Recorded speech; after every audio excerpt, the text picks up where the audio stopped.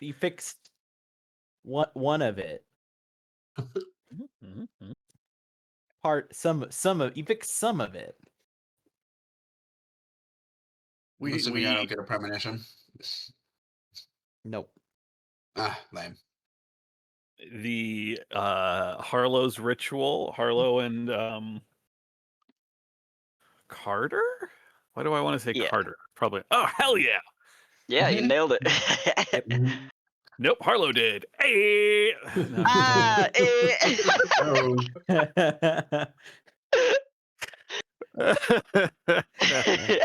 Anyway, the finally arrived from his Uber. ritual went off without a hitch. The ritual went off with seemingly no complications. There was some. No, that's not true. There were some complications. Harlow had to give up some of Harlow's weird mechanically for a little while. A portion of magic. Yeah, portion of the magic to get the Thunderbirds to allow the Mishpeshu to leave, and the Mishpeshu seemingly took advantage of that. The storm settled down. There was some more discussion with George. Mm-hmm.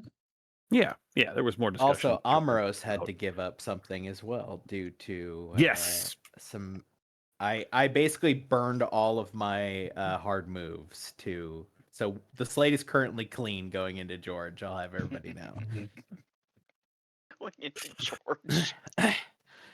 But yeah, Amaros had to give up 1 damage that the bag can do, basically, by giving up the portion that Amaros fed into the ritual, in the form of that help out that made it so that Harlow didn't even have to roll and just operated as if he succeeded with a 12+. Yeah, that's a really good advanced. It was a full fucking combo breaker, basically, where it was like really amazing.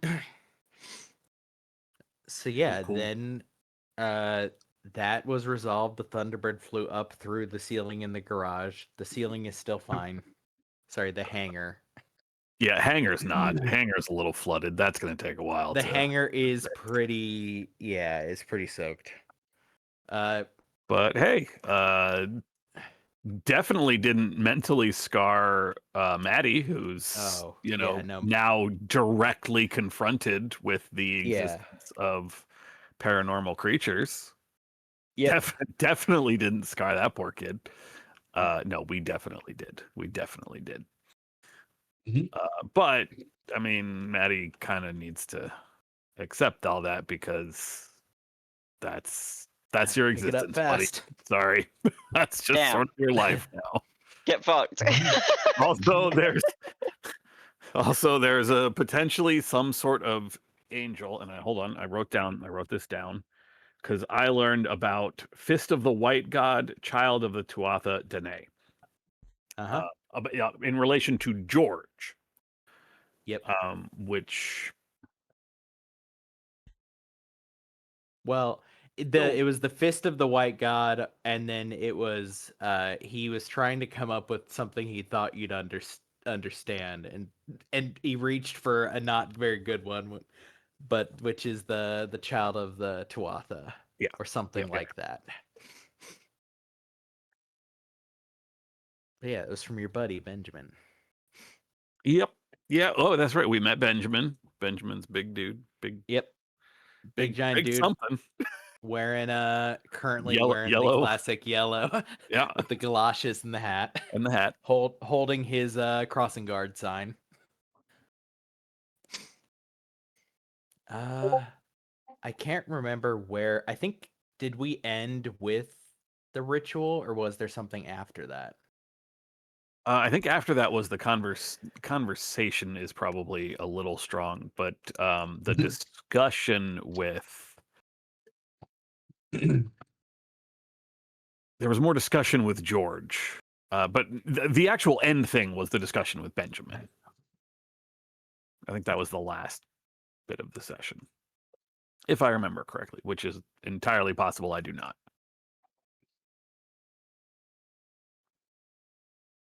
Yeah. Okay. You So, did yeah. ask me to roll that act under I pressure did. thing at the very end. Yep. I've got it written down. You're good. Yeah, You succeeded. You're good. succeeded. And what? I have no Uh-huh. idea. Yeah.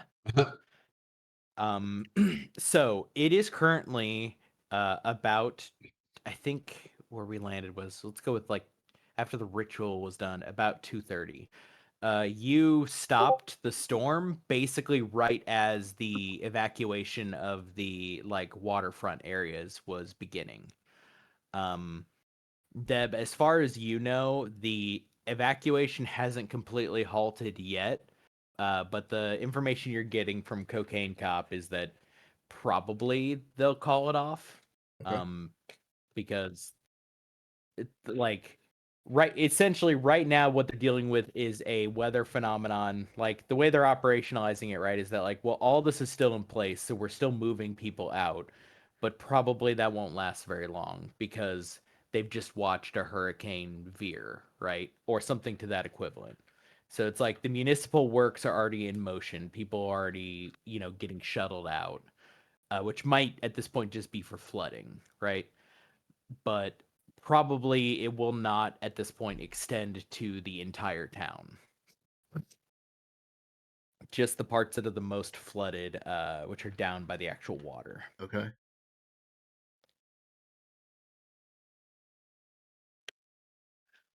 But yeah, it is like 2:30-ish.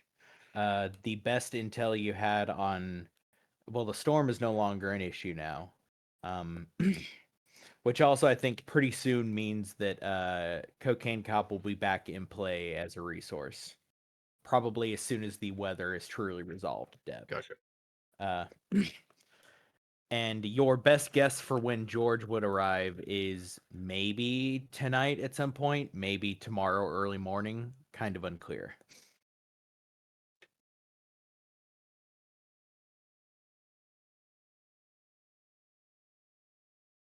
So, what's the plan? You've resolved the Thunderbird. I think actually first thing is Carter's going to ask you, Harlow, if he is if he can get an Uber away from here, because you did have a brief discussion about what the next problem is, and I do not think Carter wants any fucking part of whatever the fuck that is.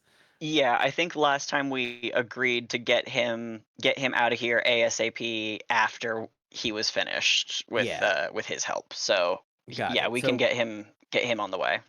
yeah, we'll say then it's about 3. He is on his way. He still, fairly fucking like jacked up from the ritual that just happened, right? Pretty enthusiastically tells you even while he's out the door, like, just text me if you need magic shit. I'm in. Right? Like that like secondhand high from like, holy shit, we did a magic. Yes. Like, I know spiritualism exists, but you did like a whole ass magic. Woo! Yeah. So yeah, it's about 3. Maddie is in the fetal position in the back of of Veronica. Completely drenched. Everybody but Amros is drenched, actually, inside of the hangar.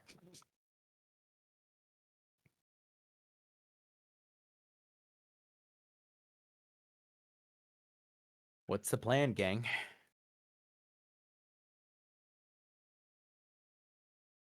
It's Well- just the it's just George left, right? Sure seems that all- way. Yeah, all signs. Anybody have any bright ideas what to do about George?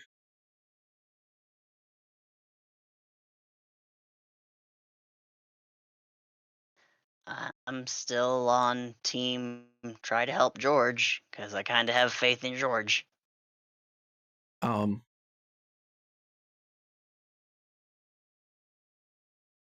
Okay, well, you understand that if he's coming here to hurt Maddox, that puts us on different sides of the situation. Sure, but I also don't know that that's going to do that. And right now I'm erring on the side of it not. Okay. Well, Maybe we can. I mean, Benjamin's going to let me know when George hits town. That's the deal I made with Benjamin. I wouldn't actually say Benjamin. No one went with me. That's the deal I made with my contact. He's going to let me know when George hits town, and where, and we can go to meet George and try to get a better idea of exactly what is going on, like what he wants. What he wants to do. And I know he said he's here to help people, but that doesn't. I mean, let me ask you, Deb. I mean, is it possible your contact is mistaken about what this thing is coming to do? Has he said how he knows what? he hasn't. Okay. But I will point out that George has left a pretty wide no, swath of no. destruction. I'm aware. Trust me.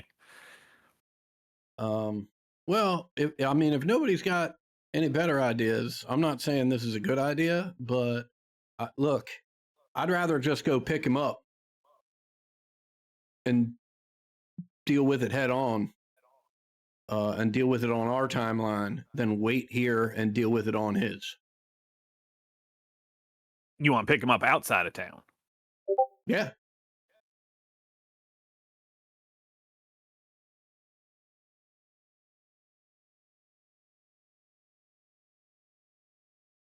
I mean, I'll go with you if that's what you want to do. My main interest is keeping Maddie safe. Whatever Maddie is, whatever Maddie might do. Fact is, he ain't done nothing right now, and he's just a kid. Well, he's not just a kid, but he's a kid. And As long as our intention is to help George and not hinder them, I don't think he'll be opposed to us offering a ride or otherwise. well, Yeah, I don't can't speak know. for I don't know how much more clear I can make this. Right. I know a lot of people seem to have good feelings about George or think that, maybe he's on the side of good, right? And that's all well and good, right? But I don't know one way or the other, right?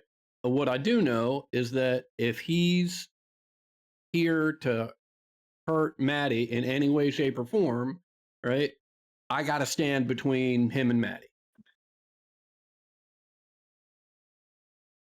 When do you with think Deb on you'll know if he's going to hurt Maddie?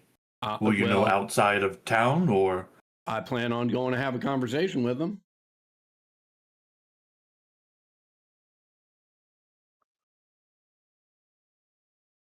I'd like to believe, Harlow, that we are misinterpreting events because we do not understand them. What if Maddox is the enemy? Amaros? The enemy of what? Let me ask you that. It's while you're putting this hypothetical out there that this kid, and I will point towards the near catatonic child in the back of my truck. Enemy of what? Enemy of George? Enemy of humanity? Enemy of Beeman Bay? Enemy of the thing we fought in Beeman Bay? What enemy of what exactly? Let's say we don't really even understand what's happening to Maddox. Perhaps they're the reason for the calamity that will come. If Maddox was the enemy, would you stand before him?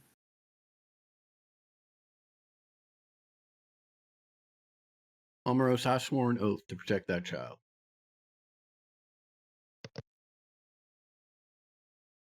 That oath is all that matters.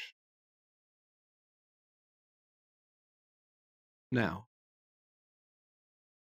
if what you are saying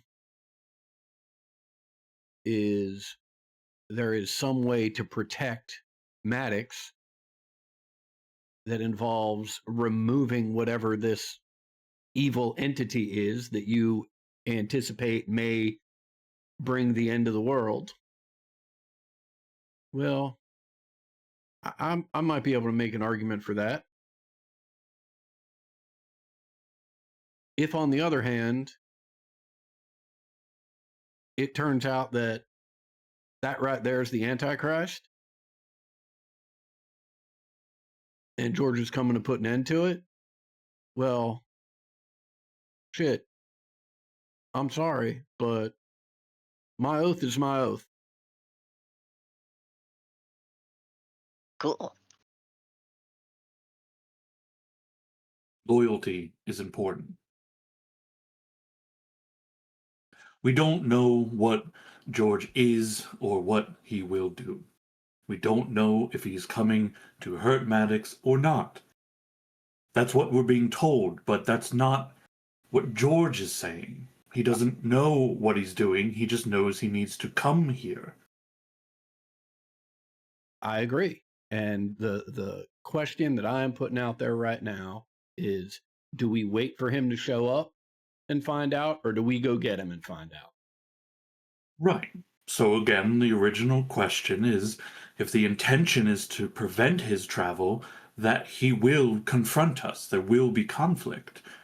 We don't know how that will go. The intention isn't to prevent anything. The intention is to find out what his intention is. He doesn't know. This is what I'm saying. We will have to accompany him to where he is going to understand what will happen. That is the risk.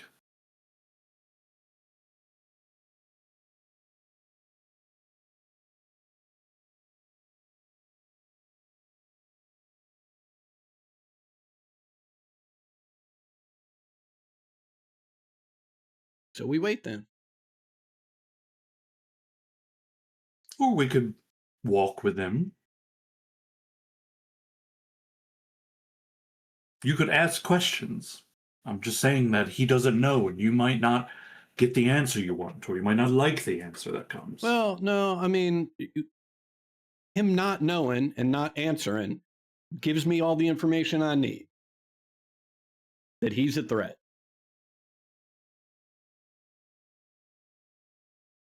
Well, of that we are agreed. Right. Well, and if he's a threat, I got to put him down. But again, I would rather do this with all of you than on my own. So, seems to me, few, if any of you, are in favor of that course of action. So we'll wait and we'll question him if and when he gets here. Who knows? Maybe you're right. Maybe he's headed to some other destination and it's somebody else's problem.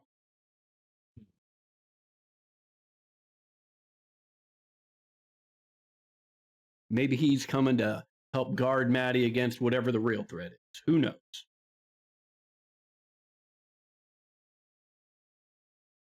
That would be actually a really great turn of events. Yes, it would. Well, I think.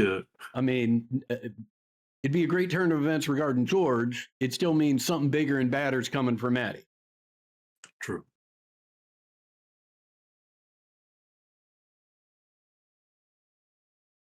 I'm in favor of both ideas, and no matter what, Deb, you wouldn't be standing alone. I would be with you. I appreciate that. But I just want to make it clear, I do recognize that just because I have sworn this oath, that doesn't bond y'all to it.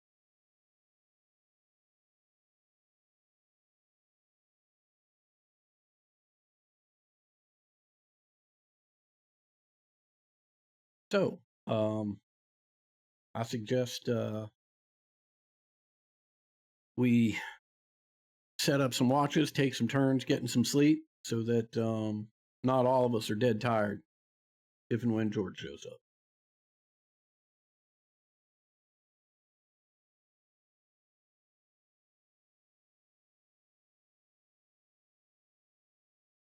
Sounds good.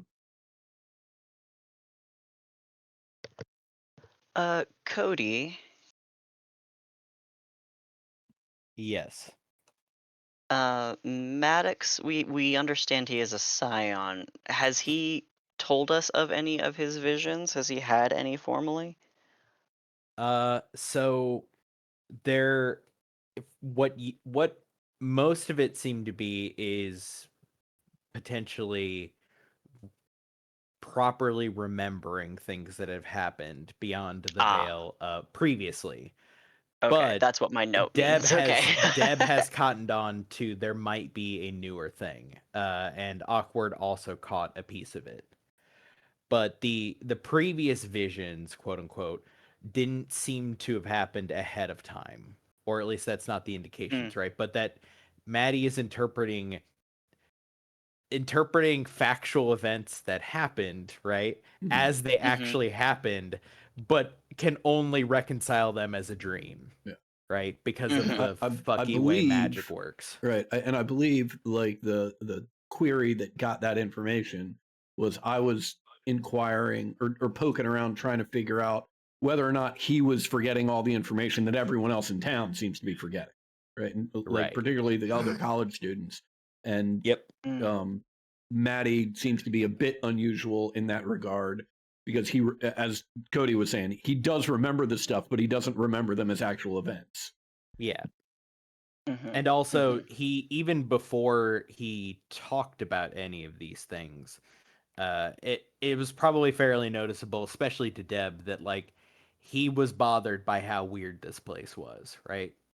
Like it seemed to be getting to him even before he had any way to articulate it, right? Like that quote, this place is just fucking weird. And it wasn't until it really wasn't until today that you kicked the door in on his reality and everything is accelerated somewhat.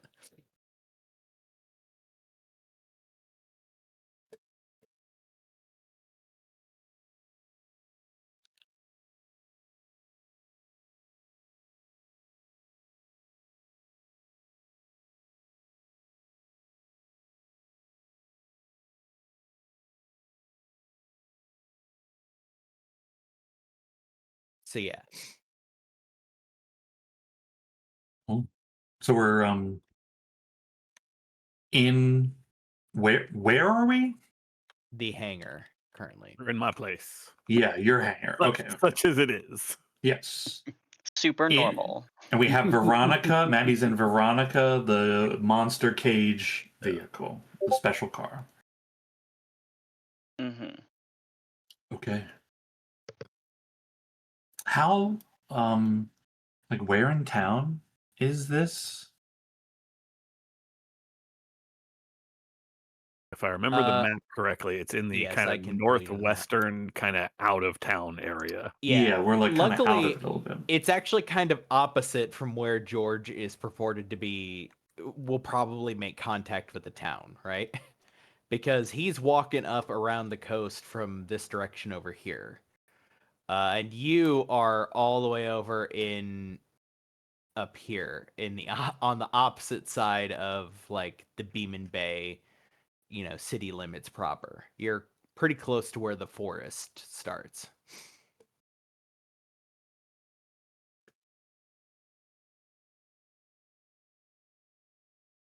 Okay. Is there, we have an unknown amount of time. Is there anything we need to do aside from like sleeping?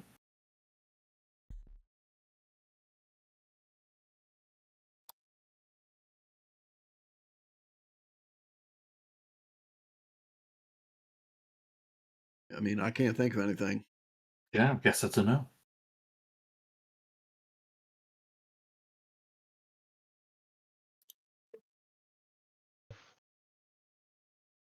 Okay. So we'll break it up into blocks here. I think since it's 3, we'll shift forward from about 3 to 6. Is there anything anybody wants to do? No. Yes. Yes. I don't have any mechanical thing to do, but RP wise, I will go to every threshold of the building and say a prayer to Hecate. Mm-hmm. Hey, if we got like 3 hours, do we maybe want to look into this Fist of the White God, Child of the Tuatha connection? I mean, seems like something that awkward. Your that library might be real helpful in looking that sort of thing up. I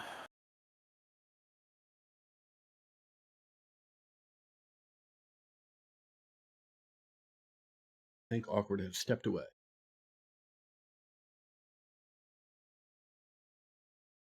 He's he's zoning out right now. I can still put that to everyone else. Like, Yeah, I mean, it sounds like a great idea to me. What was that not determined to be the same? Maybe I'm confused, but I thought the Fist of the White God was just another name for what Actually, George was. yeah, I think you actually did a roll specifically on that. Yeah. Or something like that. But I think it's regardless. It's okay. I'm okay with. Yeah, go ahead. I was just gonna say, when you call something the child of something else, looking up Right. that something else can still give you True. The second half has something useful.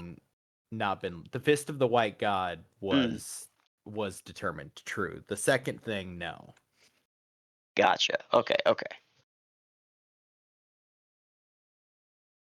I mean, we could do that research if we're allowed to use the library while Doug's AFK. Uh-huh. I'm gonna assume probably fine.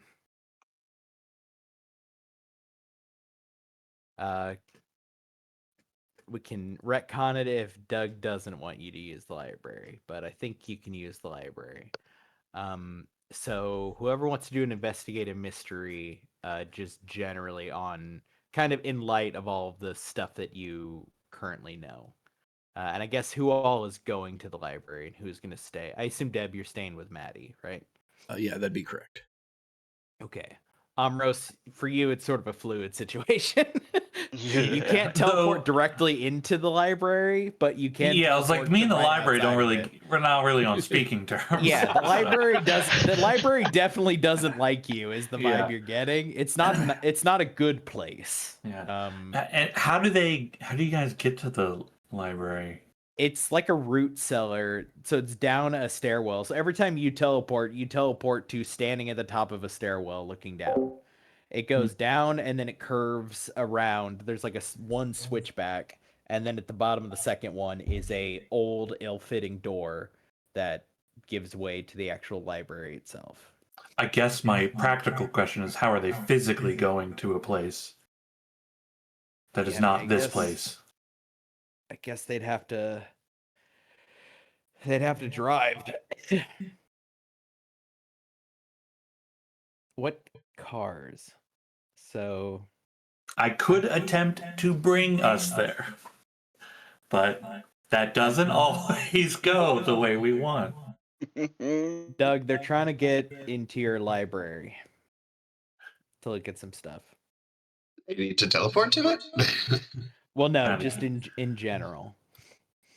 Oh. Also, I'm trying to remember where we put your library, where we put your manor at. I think it's over here. I have no fucking idea. I'm gonna go with it's over here.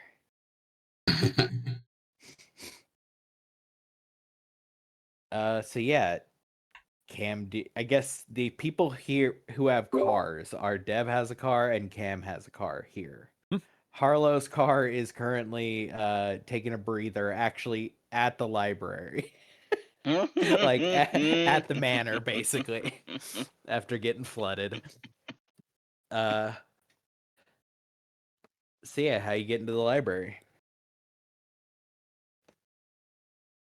Well, I guess another question, right, is if there's been a storm and great flooding, is it possible for them to even traverse to get to the library?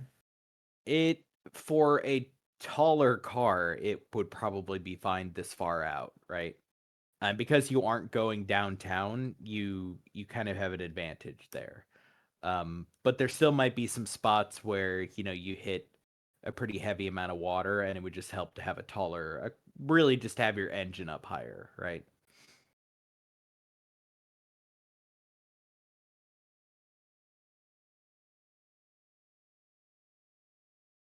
Which unfortunately does leave the two vehicles that are occupied at the moment. One as a like magical Faraday cage for Maddox, and the other is just Deb's van. Minivan, rather. Yeah, Cam, I think both I'll of give your Cam the keys to cars- my van. Oh.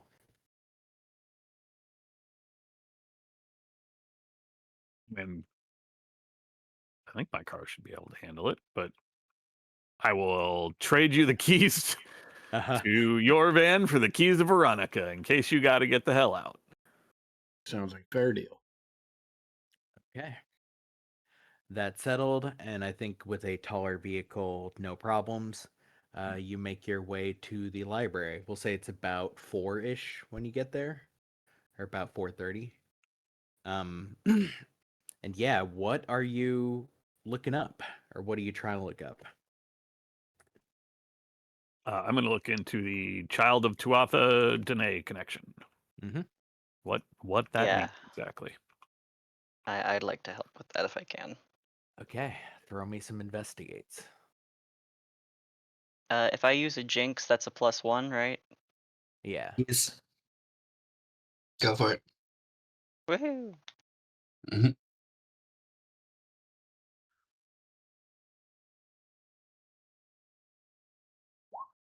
Oh, Oh, Nice. Oh, wow. it's fine. It's been a minute. Setting the Wow. tone. Love There, that. move. go. There we go. I haven't had a failure in like 3 weeks. Oh, forget the taste. Okay. throw those dice, Cam. Okay. Take that. Yeah. You get a question. Oh God, that's I. That's I right. rarely ever do this. I forgot what that is. Oh boy, these are good questions. Let's. What sort of creature? We know it's kind of an angel, but if I ask what sort of question, can I find out more like what it's related to? Like more the, I want to say mythos, but like Yeah, I think I can use I feel it like a little. what was it going to do or something like that? That's going to be not specific enough.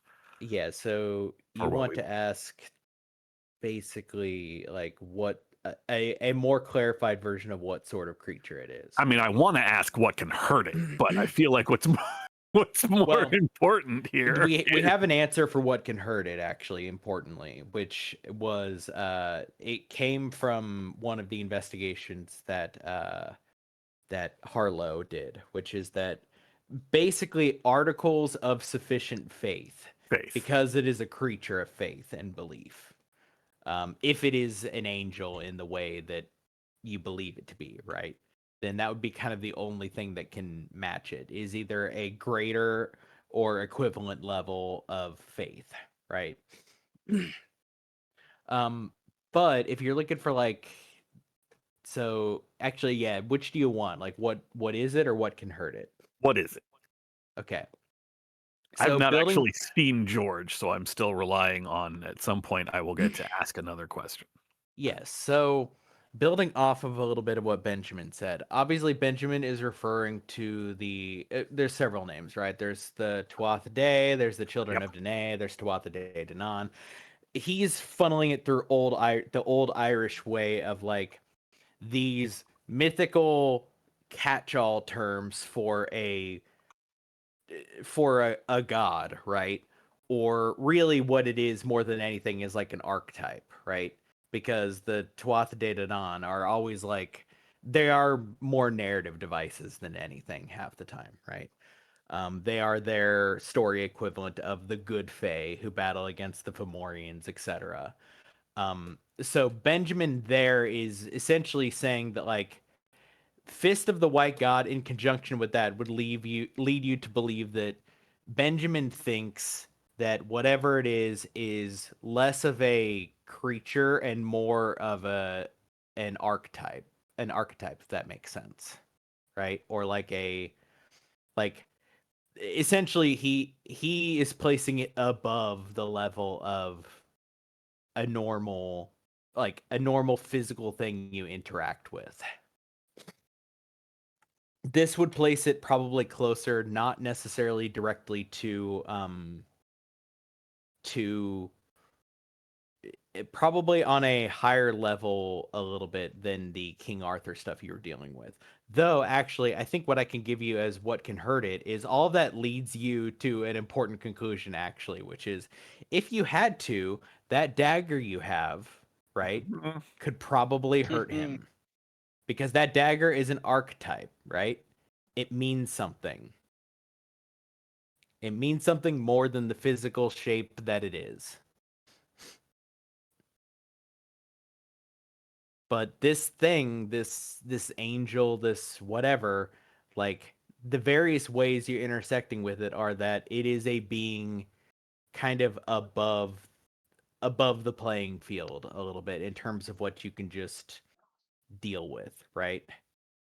It's the kind of thing that when it shows up in a story, it simply does what it does, and you try to learn a lesson from it. It really is probably what Benjamin is saying, if I had to give like an actual thesis.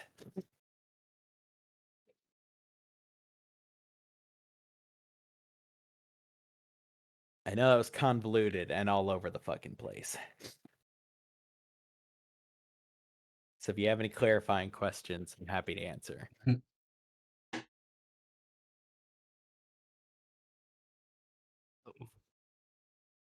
No, not really. No.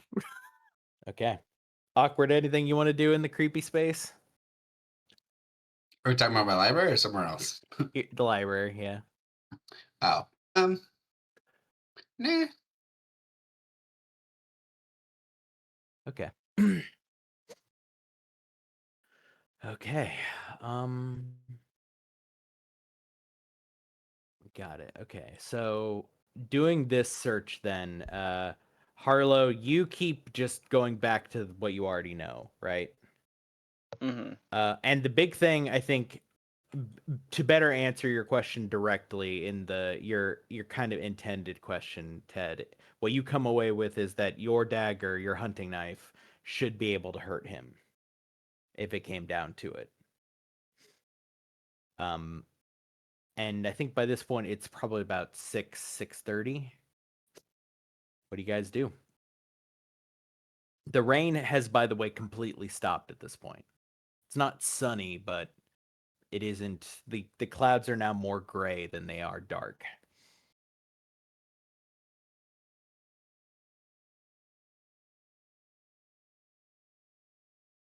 Probably get back, I guess.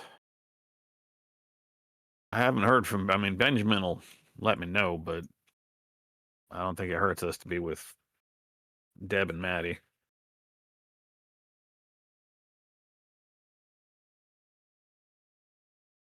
Yeah, it's probably better that we're all together to hear whatever's gonna happen.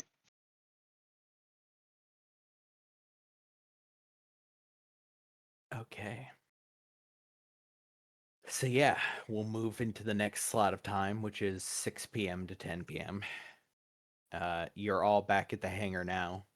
I think at this point the tension, right, is beginning to rise. It's kind of the soldiers in the foxhole right before the battle, like right before you know the firing's about to start.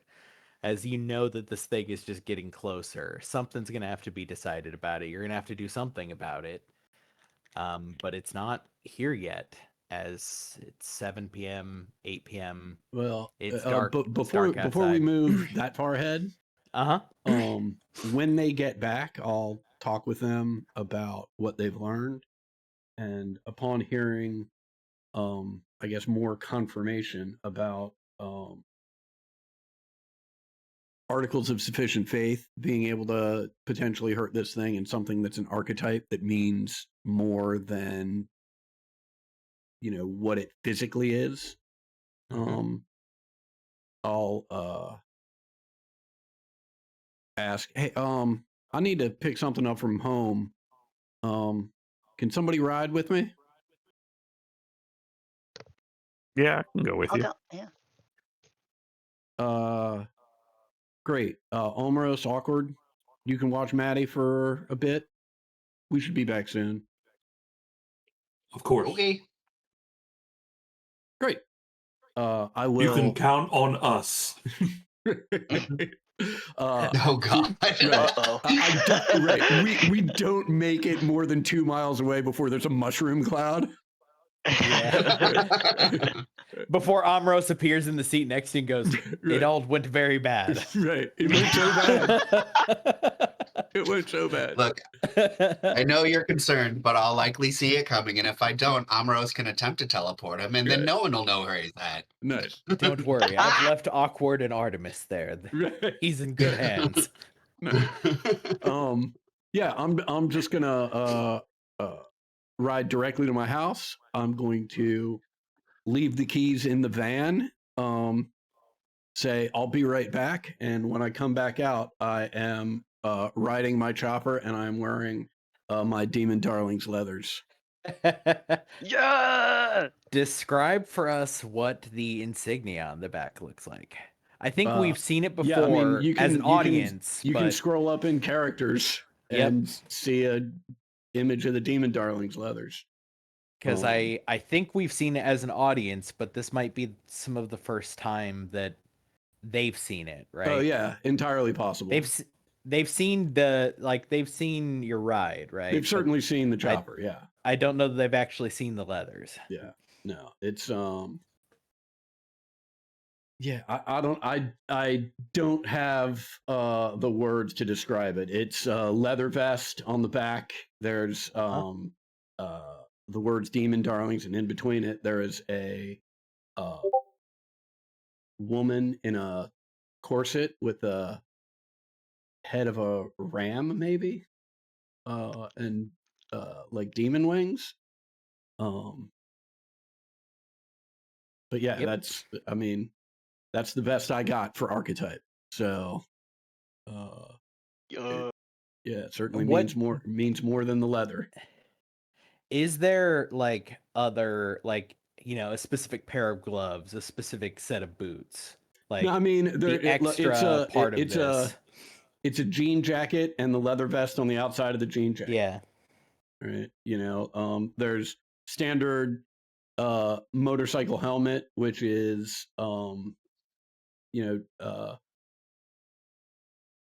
Deb does not wear a full head motorcycle Mhm. helmet. It's sort of the top half with a face shield.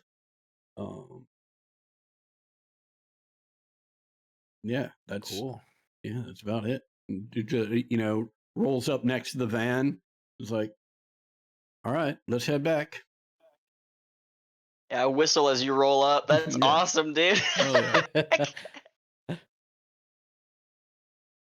Okay. Yeah, so I think it's by about 8. It's dark, but you can see from the drive to their inn. Actually, I'm going to say it's you know what? Deb, give me an act under pressure roll for the driving. Okay. Just to avoid it. This is mostly for speed Okay. kind of thing, right? To get Yeah. back there And I'll without get it that taking too plus long by one because having I'm Yep. behind the wheel, so to speak. Yeah, Cool. easy. Yeah, so they can take a more direct route, right? Mhm. But there are a couple of times where you literally do just tuck into their Mhm. You tuck in right behind the van and almost like hitch yourself to the van Mhm. so that you can ride without flooding. Yeah. And there are some other spots where you have to go around, but the roads here from just your meticulous, like, let's say Uber Mhm. scouting, to know, like, okay, that's flooded, easy, just go down here, check it over here. And there isn't any significant hindrance to the time that it takes you. You arrive back at about 8:30.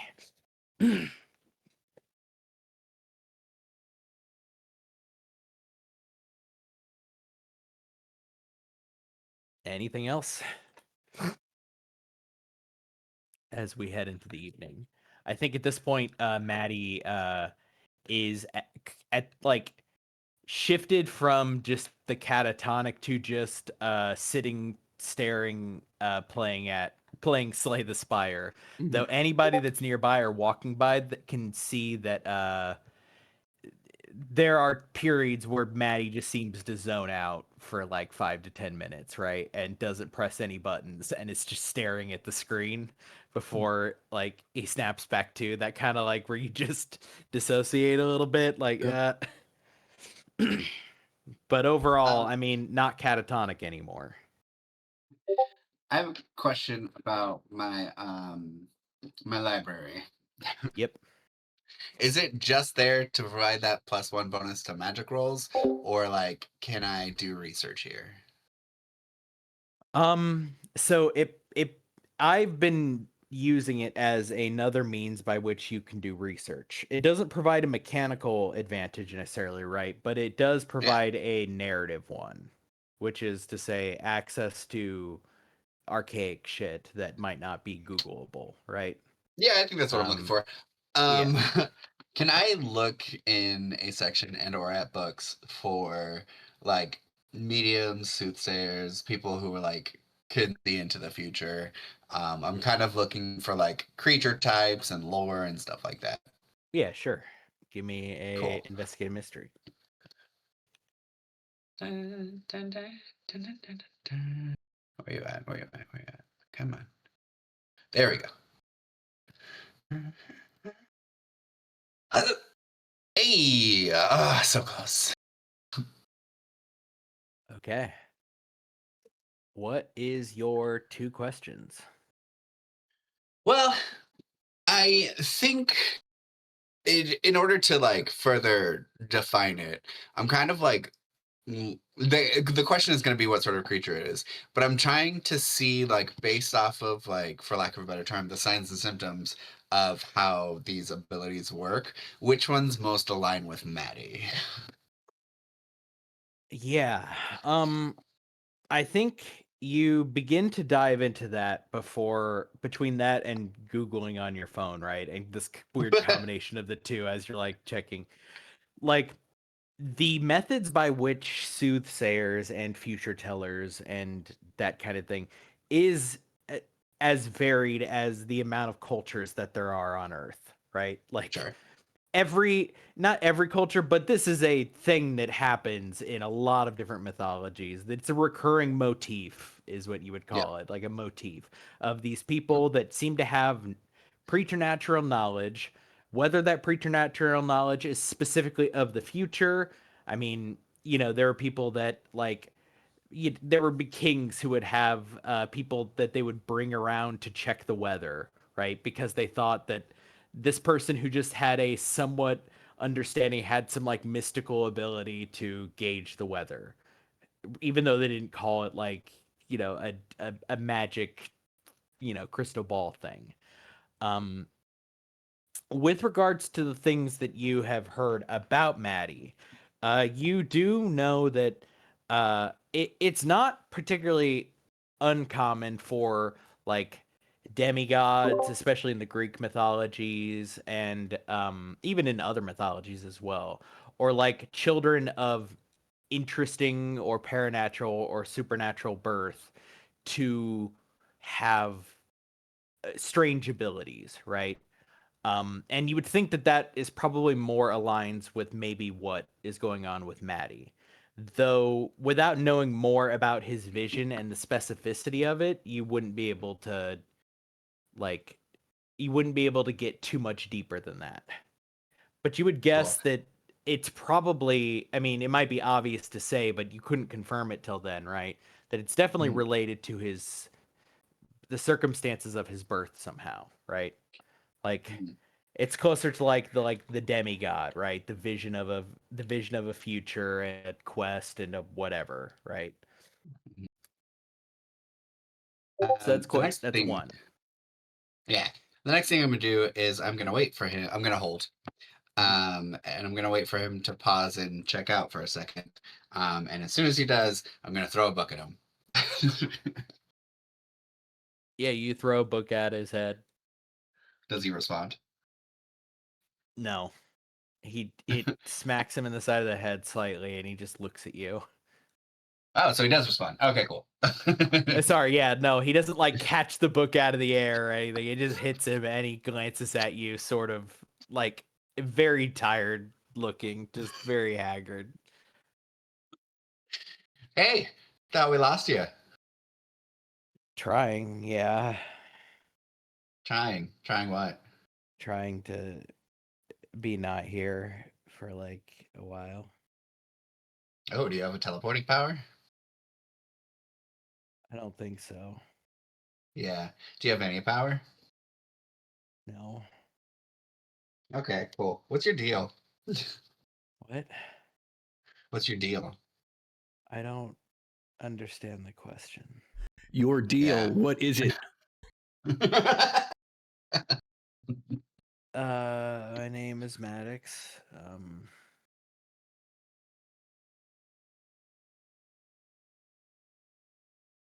Wow, that's really all you got. Yeah. I'm just wondering. You seem to be garnering a lot of attention recently. Yeah, And it's great. I love uh-huh. it. Yeah. I bet. Why? What? What? Why are so many important people focused on you? How the fuck am I supposed to know? I don't know. I think This is a today problem for me. This happened this morning.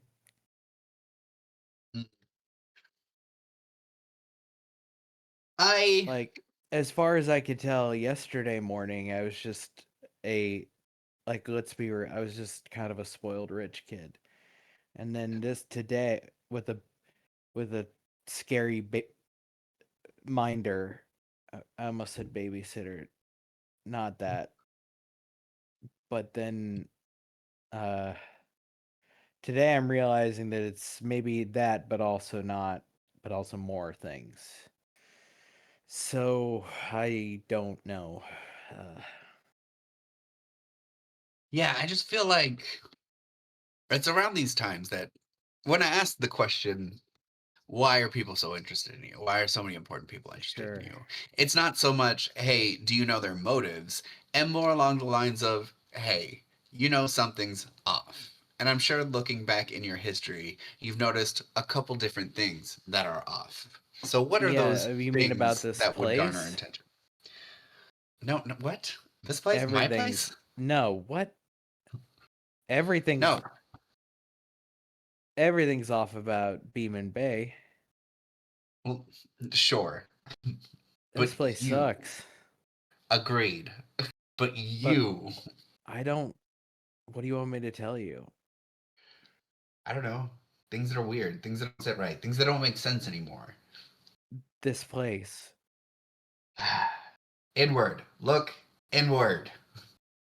I mean I'm not good, but I'm you know, me, so I don't think I changed. I'm pretty sure the world sort of just went fucking insane. A bird came through but that's not a bird. Whatever that was, the eagles from Lord of the Rings came through but bigger and made of. It looked like a ho-oh. It came through the ceiling, and then it left through the ceiling, and nobody like.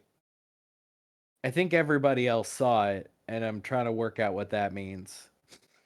Um. So that's what changed for me today.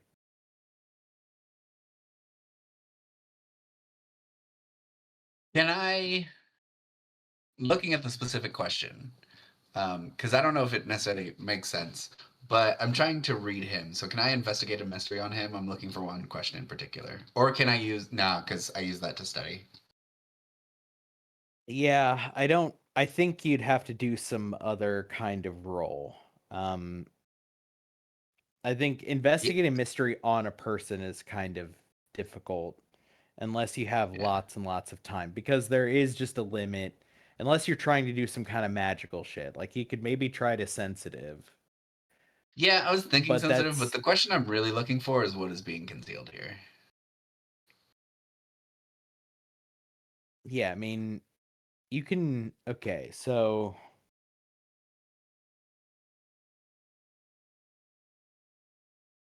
okay. Um Give me an investigative mystery. Okay.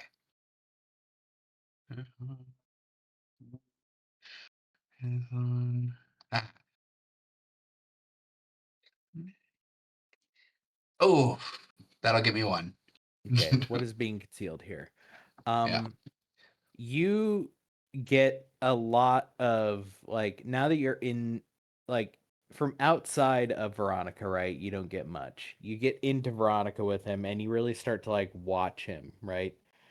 Mm. And you realize that what is being concealed, insofar as you can tell, is there it looks like there has been lots of magic done. Like you don't really work like Harlow, right? So you can't like do a detect magic. But you know there's been a lot of magic laid down on him. Uh Parsing out like what's being concealed. Probably the things that are being concealed to you are concealment itself, right? Uh, Maddox has been magically hidden in several different ways. And you can't really work out what they are. I don't think you have the magical understanding, but you can intuitively see, like, oh, it's like I'm trying to put my finger on it, right? And I feel my finger drifting off to the left when it shouldn't. And that means that I'm running into something that's keeping me from figuring something out, right? And I can't yeah. get past it. And that means that there is something going on him, and that thing is being concealed because you can't see it directly, right? Interestingly enough, I do have the sight, which allows me to see magical influences. Yeah, so I think with the site going and seeing the magical influences, building off of this 8, you can, once you realize that they're there because you can't quite see them, um, I think you can see some of them, but you also get Mm. an understanding that the amount of power that was outputted to make these things is way beyond your pay grade as far as the magic shit goes, right? Yeah. Okay, so the magical influences I'm seeing are an outside force not coming from him. Right. It Okay. doesn't look like much of anything is coming from him. Okay. And then I would like to sensitive on those magical influences. Okay. Bam.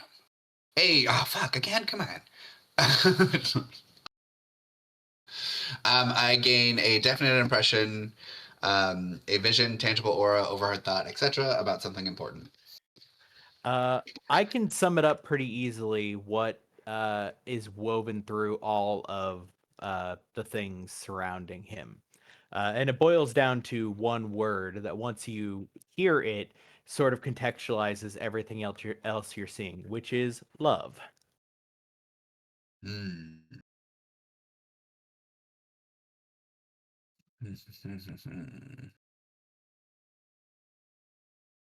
Hmm. I think it's too late to retroactively use the site.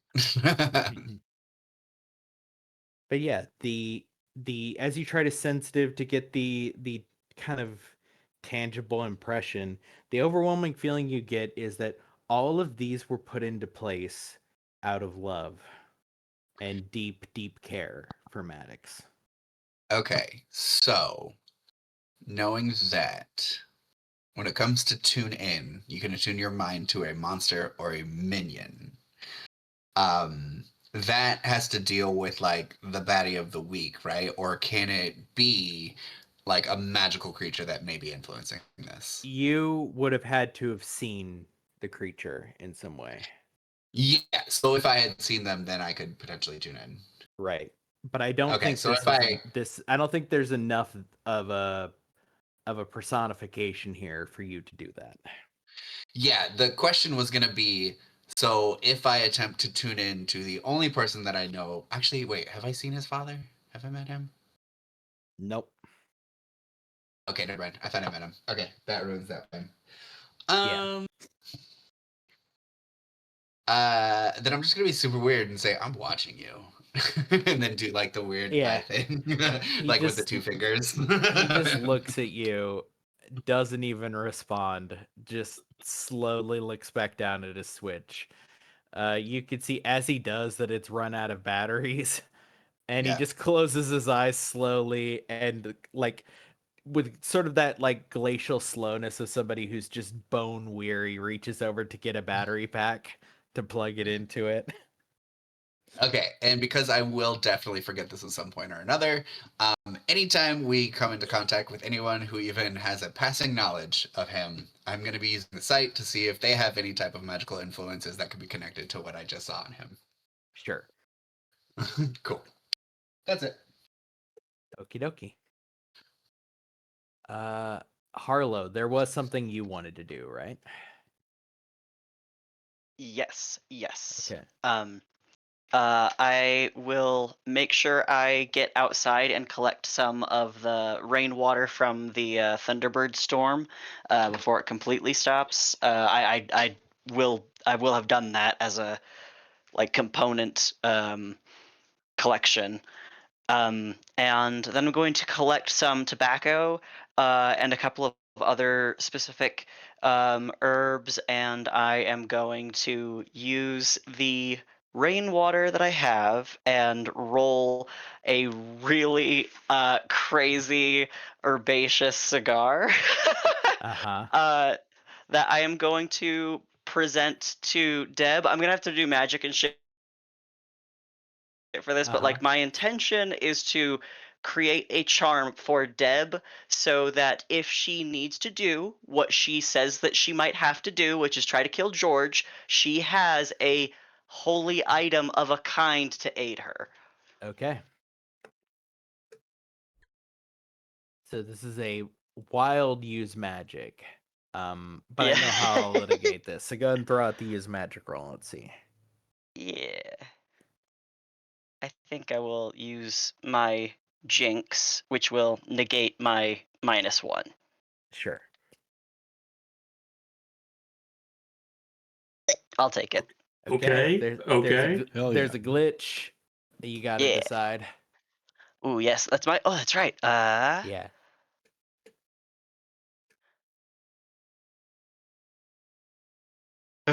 You know what? I'll take harm. Yeah. That's the old reliable. Yeah, as you hand it over, you are just racked with coughs, right? You weren't supposed to inhale that much. And the result of the cough is you just get a stitch in your side, right? From coughing so hard. You're just like, fuck me, not now, but I guess so. And Oh, Deb, dude. Hey, Deb. Um, uh, Uh. so, whenever George gets here, sorry, hold on. put, he hacks. put both your hands up. I'll start Okay. clapping you on your back. Oh, thanks. Okay. All right. So, if George comes and you do have to kill him, I want you to not die. And so I'm going to hand you this this stupid cigar, and say, If you light this, it is a ritual. It will help. I hope. It should keep you. I think it'll make I'm kind of leaning on Thunderbird and like Thunder Stick magic. Like you've got a crack shot, and it'd be really cool to see your Terran Angel in half. I think from a distance. Well, that is awfully kind of you, Harlow. I I don't know what to say. I hope it's not necessary, but glad to have it if it is. I will Yeah. I will tuck it into my bra Yeah. for safekeeping until it's necessary.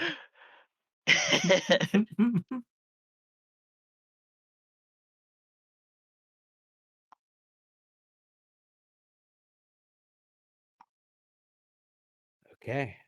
10 p.m. Anybody else before we hit the 10 p.m. mark? Have I heard from Benjamin? Nope. Okay. Okay. Let's see. Yeah, we go between now 10 and 12. Anyone else?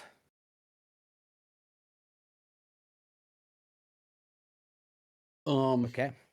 I'll put a quick feeler out to Cocaine Cop. Yeah, he says that they have finished the evacuation.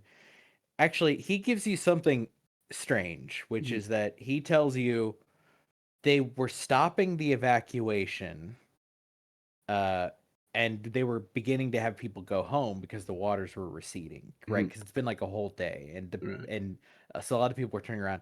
But then, if somebody up high said no, the evacuations keep going. So they're evacuating just the areas right now along the waterfront. Though he says that they might potentially evacuate, like they might do like a full evacuation. The reason they would give us flooding, but like he knows that doesn't, like, all the rank and file know that doesn't make any fucking sense. And the people over in the, the weird division very much know that that doesn't make any sense. Right? Very interesting. Yeah, I will pass that along to everybody. So it seems like maybe George has some friends somewhere up high in the chain of command, trying to clear the playing field a little bit, keep it clear. Who knows? It'd also be the FBC leaning on the locals. They'd have the ability to do that. Smart. As you say that, Cam, so it's about 10:45. As you say that, the lights switch off. Like you hear the hangar you're in lose power before the backup generator kicks in.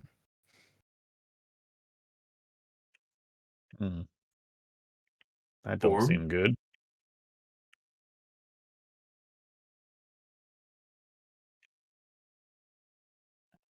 Everybody but Cam and Deb give me an act under pressure roll. This is not a just another day thing, unfortunately, Harlow. You'll see in a second. Yeah. Act under pressure. So it's Amoros, and Oh no, Yikes. Harlow. He's not really good at the normal people things. It's that okay. stitch in your side, man. Got you. So Don't smoke, awkward, kids. awkward. What happens with the three of you is you feel so Amoros, you catch it, your phone heats up. And as you look at it, right, you can feel the back of it heating up. And you drop it, and as you drop it, you see a few sparks come out as the front of it begins to melt. That's weird. Harlow, this happens while it is in your pocket. So the effect for you is I think my overalls are on fire. yeah, you are on fire for a moment. Awkward, you get a hard choice, right? Which is that you can either take harm or lose some of your shit. And what that'll mean is if you try to do a preparedness roll, you will have a disadvantage in terms of like probably a -1 or a -2 on it. Because it means that part of your backpack got burned, right? Because you have like several phones in there, several spares, in case you are called upon to throw a phone away. So it's your choice. You can either get burned a little bit, making sure they all get out, or lose a little bit of your bag and potentially a little bit of your miscellaneous bric-a-brac for later.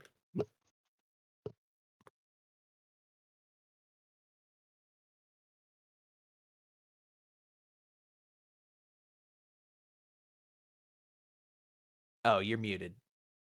If you're trying to talk. I sure am, my bad. All right, so if I take a little bit of harm, Yep. are some of the phones usable, or regardless of what I do, they're all going to be destroyed? They will not be usable. Okay, so regardless. Yeah. It's really Okay, just a I'll matter take of that do you want to -1. get okay, so you let your bag Or get I'll burned take a little the bit. preparedness. I'll take the Yeah. preparedness hit. Okay. Cam and Deb. Cam, well, actually, both of you for different reasons don't have let's say standard cellular devices, right? For I think Cam, you your like quote unquote day-to-day use one probably gets slagged, but your real phone is fine. And Deb, your phone is also fine. Okay. What that tells you, Deb, pretty quickly is that whatever sent that, or however that happened with theirs, probably wasn't magical, actually, because it traveled along a signal. Right. And you're using a phone that is encrypted. Cam, same thing with you, right? So whatever that was wasn't necessarily like a magical pulse. That it was a signal got sent, and the ones that weren't heavily encrypted, right, or had extra layers of like, scrambling the signal, their phones got slagged.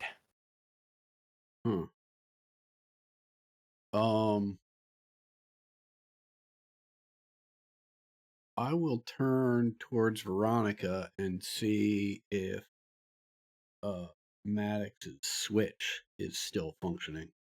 Or if It it's is. okay.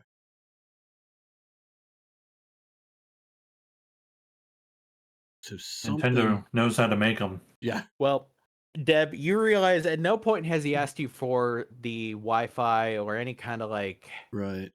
right? He's just been playing Slay the Spire. Right. Yeah. So he's not connected to anything.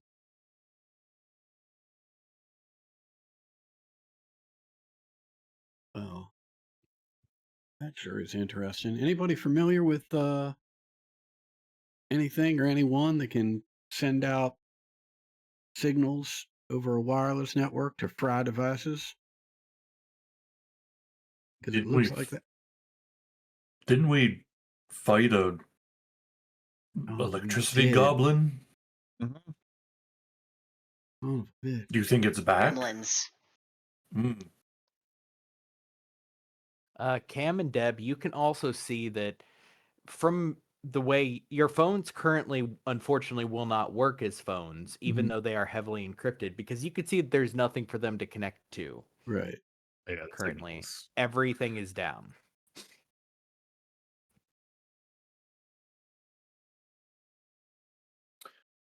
I say I'm just gonna check outside real quick, and I disappear and appear outside the building. I'd love to Look, go I on the feel like- roof, but I've never been there, so I can't just Look, I feel teleport to like- the roof. Look, I'm gonna make a note here just because it's thematically, as an audience, fucking sick to imagine, which is you appearing on top of your apartment complex, right? So you can get the biggest view. Oh, look outside. Right. Yes, I can go Yeah, to so you can a get- roof, just not that right. roof. You get the tallest roof you can, right? Big roof. And as you appear on top of it, all of the lights are out as far as you can see, including over at the hospital, which strikes you as bad, Oh, that's a big gremlin. especially because you know they have a backup generator. You saw it, right? Mm-hmm. Which it occurs to you maybe they haven't really repaired the main one yet, right? And Yeah. that they were on the backup and the backup just fucked out. I kneel down and like put my hand behind me and just I call for Artemis. Yep. Scoop her up, look at him and say, "It's time to go, I think." I take us back to the hangar. And let them just go off to wherever they want to be. Yeah, I think Artemis climbs into one of your sleeves and just disappears as you reappear back into the storage unit. Cool. The lights are out across all of Beeman Bay. No power anywhere. Well, I'd say that's either a hell of a coincidence or a pretty good sign that George is getting close. I think that is our sign, yes.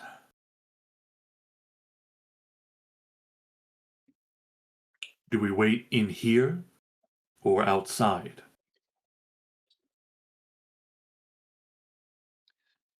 Well, I don't know. Given that I don't know what George is or what they are capable of, I think I'm more likely to wait in here, as I'd hate to be waiting outside and have them come through that hole in the roof.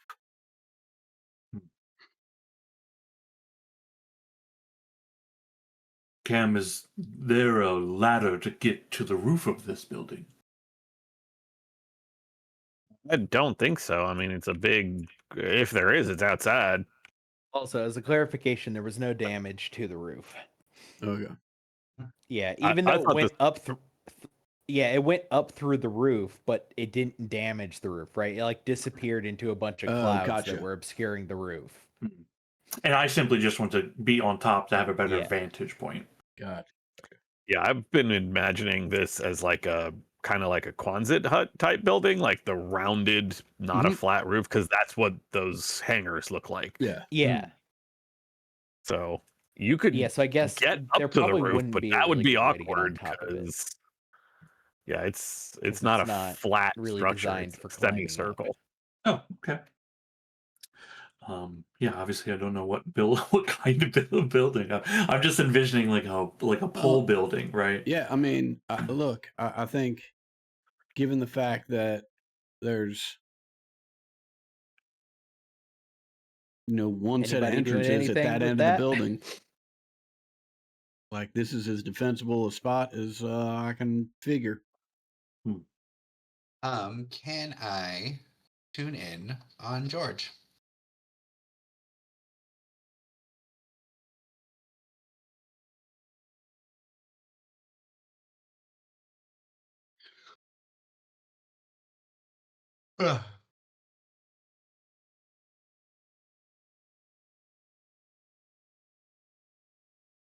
Cody, are you there?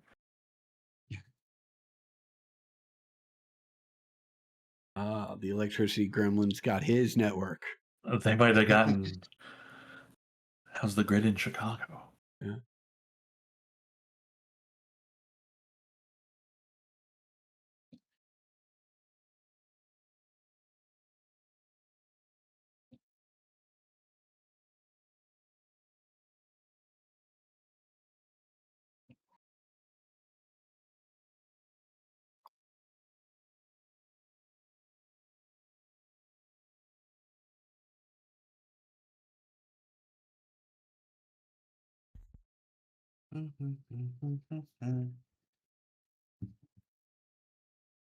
I think if Omaros, if I decide to get rid of him, there's something about, I think it's like the monster, but I don't know that I need to be a monster to do it because I know you can like take powers from other places, but I just really got onto the you smell magic thing. Mhm. It's just like kind of cool, you know. Yeah, very cool. I know we have a lot of magic sight, people, Mhm. but maybe those characters rotate at some time too. But I also Yeah. just think the smelling of the magic in itself is just Super cool. pretty, yeah, just pretty good.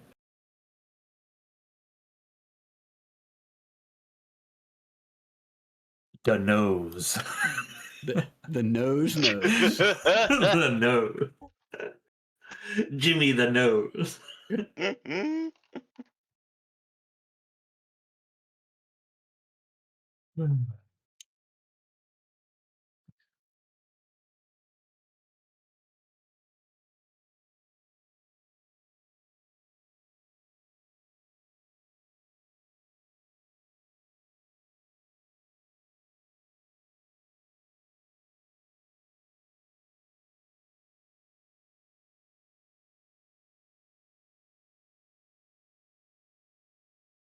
Has anybody tried messaging? Oh, okay, never mind. I did not have my Discord open, and I just looked and I see he's not there. Gone. Oh, okay, you're saying this kind of thing. Oh, I mean, you could get onto the roof of that. Well, it's not usually a solid roof. Like I said, you could get up there. It's just not really designed for it. They're also Yeah. very And, often not a solid roof. Right. And I was actually thinking smaller than that. I was thinking of like the corrugated That's steel. the Right. Yeah. I had an idea similar of kind of all these ideas. More like small square. Yeah, it's not supposed to be quite that big. Quite as big, yeah. Because this is like I mean, I know we keep on a hangar, but I mean, this is an aircraft hangar. Yeah, dancing one of those things? Crazy. I don't live in a great place, Adam. Yeah, well, I mean, like honestly, you got to dance in one of those places. The first thing that comes to my mind is, oh, like you live in Footloose. Cool. You live in Footloose. Dude. Yeah, that feels almost pretty spot on. I think. Yeah. Yeah. Like that seemed like a cool dance. Seemed like people dug that. All right. I mean, wasn't the movie about people and specifically not enjoying the Well, dance? it was about the town not enjoying it, but the kids eventually did. The kids yeah. won over. Yeah. No dancing. A lot of swing dancing happening, which was very intimidating. Ooh. Yeah. A lot of juke and driving. Yeah. I mean, essentially, Throwing people around. Yeah. I mean, if you don't go that hard with it, you can basically get away with like skanking, Do you guys know what that means? Do you guys know what skanking is? Absolutely no idea what you're yeah. talking about. Skanking. Yeah. It's not derogatory. ska dance. Yeah, it's a ska dance. Yeah. Yeah. I guarantee you guys have seen people skanking. For Yeah, sure. absolutely. I mean, Absolutely. for I'm like sure. Right. There's I'm that trying to like super popular meme of the woman who's ska dancing. I'm trying to like conjure memories from this dance. I had to have been 12 and definitely a boy who was way too old asked to dance and he was the only one who did. But I watched a lot of people swing dancing, which was crazy because they were just throwing each other around. And I also heard, this was the first time I heard, like, I'm sure you guys have heard the phrase, keep a Bible distance between you, but I heard keep a Book of Mormon between you, which I thought was fucking funny because they're smaller.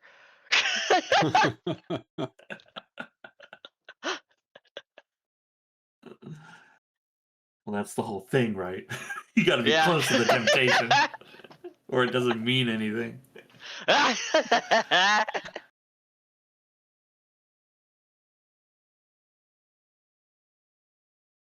Keep a Bible distance between you is a wild statement. Agreed. I also Space- hated Save space Room for Jesus. That's That's fucking the one I've heard. crazy. Leave space for Jesus.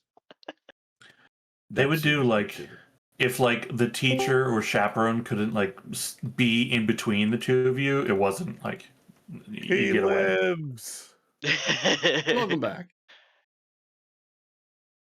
I'm Maybe. back. Oh, he is The back. internet is less Yay. fucked up than it was when the catastrophe happened last week that I haven't talked about yet. But we'll get to that at some point. Jesus Whoa. Christ! Whoa. Yeah, so all you of a can't sudden? really. I think the last thing I was thinking is you can't really get up onto the roof because Cam is right. The structure of the roof is not really built for like fucking around on top of it, right? Yeah, fair enough. Okay. Okay. I'm sorry. Everybody else heard Cody at like Yeah. It was all your words were compressed in time and sped up. It was real weird. Yeah. Hold on. Am I still? No, you're good now. You're No, good you're now. good. It was You're literally fine. just It when was we just first started. crazy. The Right. If you buttons want to and hear it, the- it's about hour 120 in the recording. Cody, can I tune in on George? Yes, you can tune in on George. Nice. And I have a +1 going forward with him. Get him. Bam! Damn it! Come on! You don't even have tune it. There's no advance, is there? Yeah, but it feels good. What do you need XP for, though? Aren't you like? Aren't the only choices are get rid of your character? That's fair. So yeah, what do you ask? Where's the creature right now? Yeah, you look, and you are looking around, and you see, he's standing outside of a gas station, and he's at it looks like it's like one of those stoplights that's inexplicably like next to a gas station. There's a stop sign like 20 feet in front of him, right?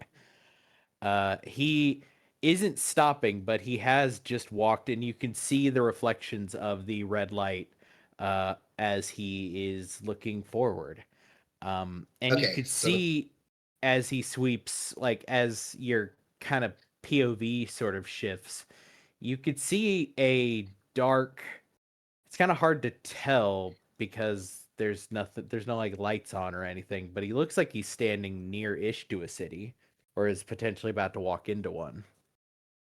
does it look like Beam Bay?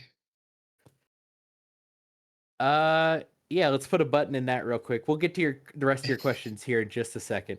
All of you, except for Awkward, who's in the zoned out space, hear a knock on the hangar door. Oh my god. Can I ask one quick question? Sure. Is the power on near him? Nope. Okay, cool. I go answer the door. Well, nobody really know about this place, so I'll Troubling. walk up. I'll approach the door with anybody else who likes to go. I'll open my door. I grabbed the cool. cigar and put it in my mouth. Yeah. An incredibly tall. When you look at his face, it is just rather ugly. There's lots of like extra shapes in there that probably shouldn't be, and just looks very craggy. And you could see the hands that are the huge hands that are, one is pushed up as if it's about to knock again. The other is holding a crossing guard sign at his side. They are both like the kind of hairy where it goes like up half your knuckle, or up like half your like half your hand, right? And he is wearing like I described last time, a yellow rain jacket, the classic like yellow like slick thing. Looks like a And Gordon Fisherman. Yep. Yep. And he's got the hat and the boots, and he peers down to look at you as the door opens, right? Because he's well above. All of you kind of just see his torso for a second until the face comes into view as he leans down to look at you. And he says, "Hello, Kim." Oh, hey Benjamin. I figured you were just gonna call me. I'm sorry, you didn't have to come all the way out here for this. The phones are not working. Oh, you know what? Yep, Yes. that's Had to throw a phone in the puddle. Got the very hot. yeah. We had a few go that way ourselves. I Yeah. take it he's hitting town. Yes. He is by the mobile. on the edge of town.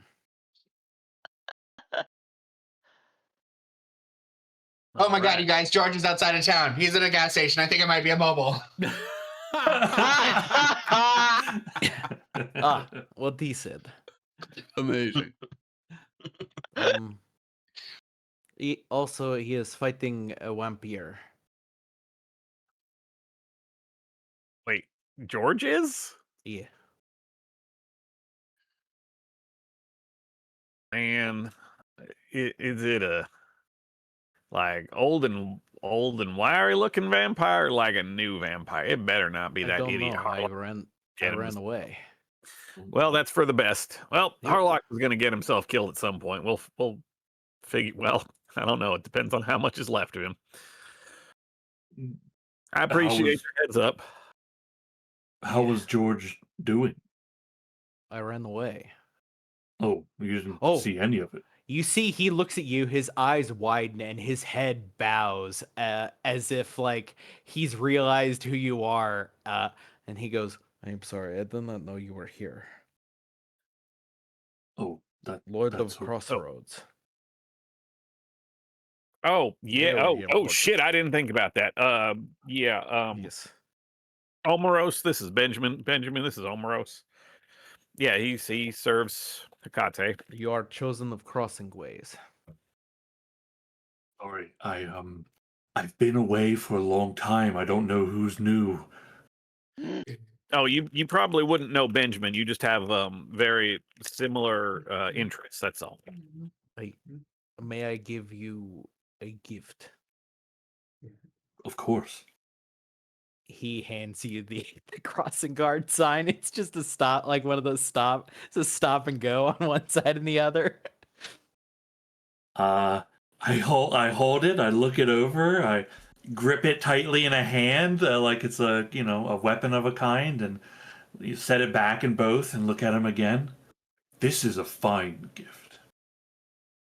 He bows his head incredibly, like it's to the point where it's like, oh, something's going on with the spine to be able to bow that low, right? For somebody that tall to get that close to the ground. He looks at you, Cam, and goes, I need to go now. Goodbye. Benjamin, He turns and starts walking Benjamin, away. 1 second. I think I got something for you, for your help. I go to my car, lift up one of the back, go to the van, lift up one of the back seats, pull out one of the half dozen burner phones still in the original packaging. So not hooked up to any network, presumably still functional as a phone, and just hand it to him. And it's like, hard to be without a phone these days. I'd wait until the lights come back on, though. He takes it from you reverently, and then he reaches out and is holding your one hand in his two massive hands. Yeah, And so he says- basically my forearm in his two massive hands. Yeah. He says, "What is your name?" I'm Deb. Deb. You have Kim give my number, and if you need me, one favor asked. Well, that's awfully kind, Benjamin. I do appreciate it. Yeah, he presses as he is taking a step away, he presses the phone to his forehead as he gives you a bow of deference. Amazing. At this point, again, he takes a step back, and Cam, you see him look.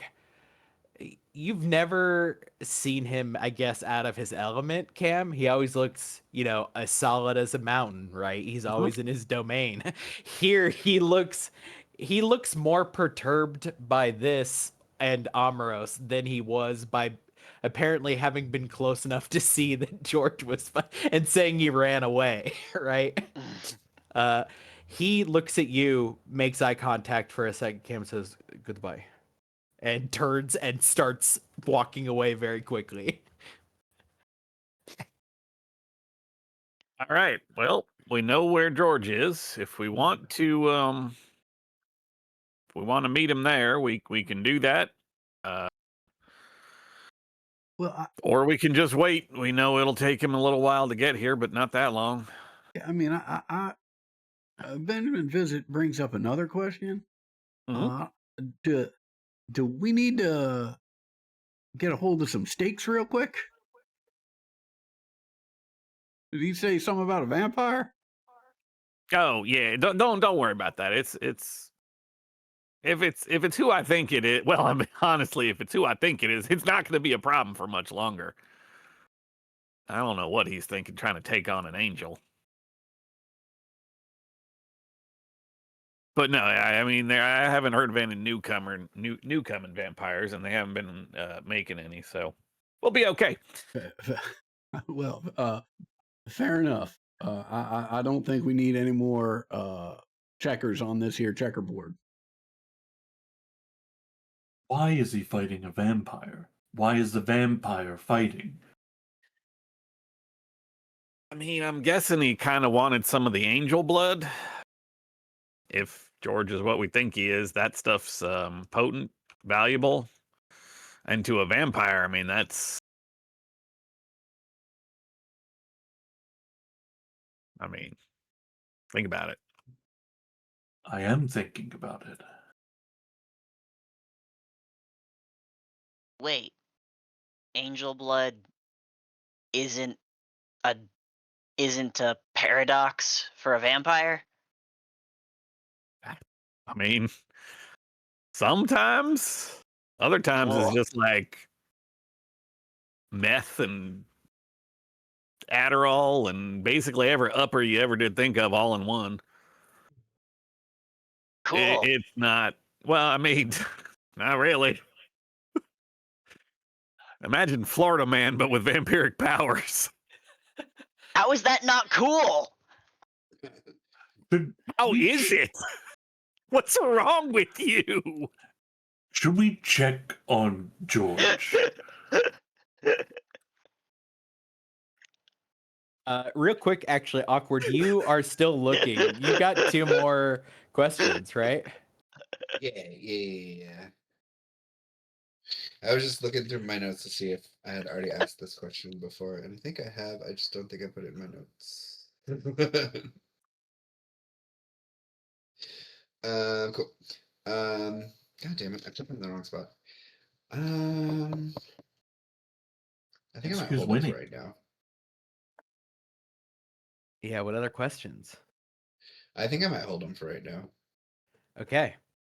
Yeah, I think you, in order for that to happen, right, you kind of flicker your vision out, and you aren't watching him anymore. Though you did, the last thing you saw was a bunch of shadows around him getting very, very long, in the very faint light that was kind of emanating from.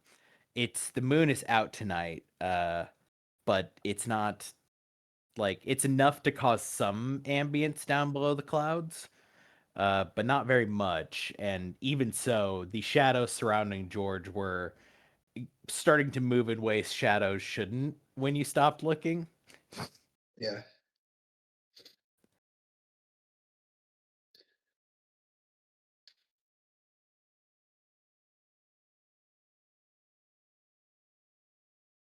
I don't know. I Yeah. just think checking on him is a good idea. What if he needs help? I think we should, since we want to ask him what he's doing. The sooner we the sooner we can speak to him, the better. But we still need to have an idea of how we'd want to help, either or help or hurt. You know, if we go there, what are we gonna like? If we go and talk to him, are we just going to do that so we can ask more about Maddox? Currently, currently, I'm actually thinking of just making sure that he's not being killed. I don't know if that can happen, but he's not yet our enemy. Mm. And could still be an ally.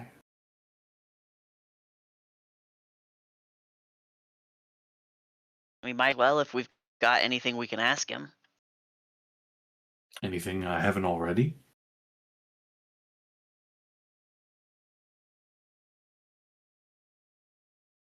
Maybe he's got a better idea of where he's going now that he's closer. I can check. I can also bring someone.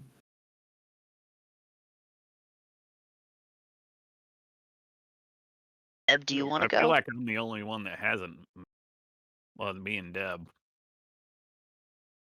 I mean, I will stand down if you want to go, Deb. He's coming for your ward. no, I mean, I do desperately want to go, but I can't, in good conscience, leave Maddox here. If I go and that guy gives me the slip, I just don't know what I'd do. So, by all means, Cam, if you want to head out and ask some questions, look,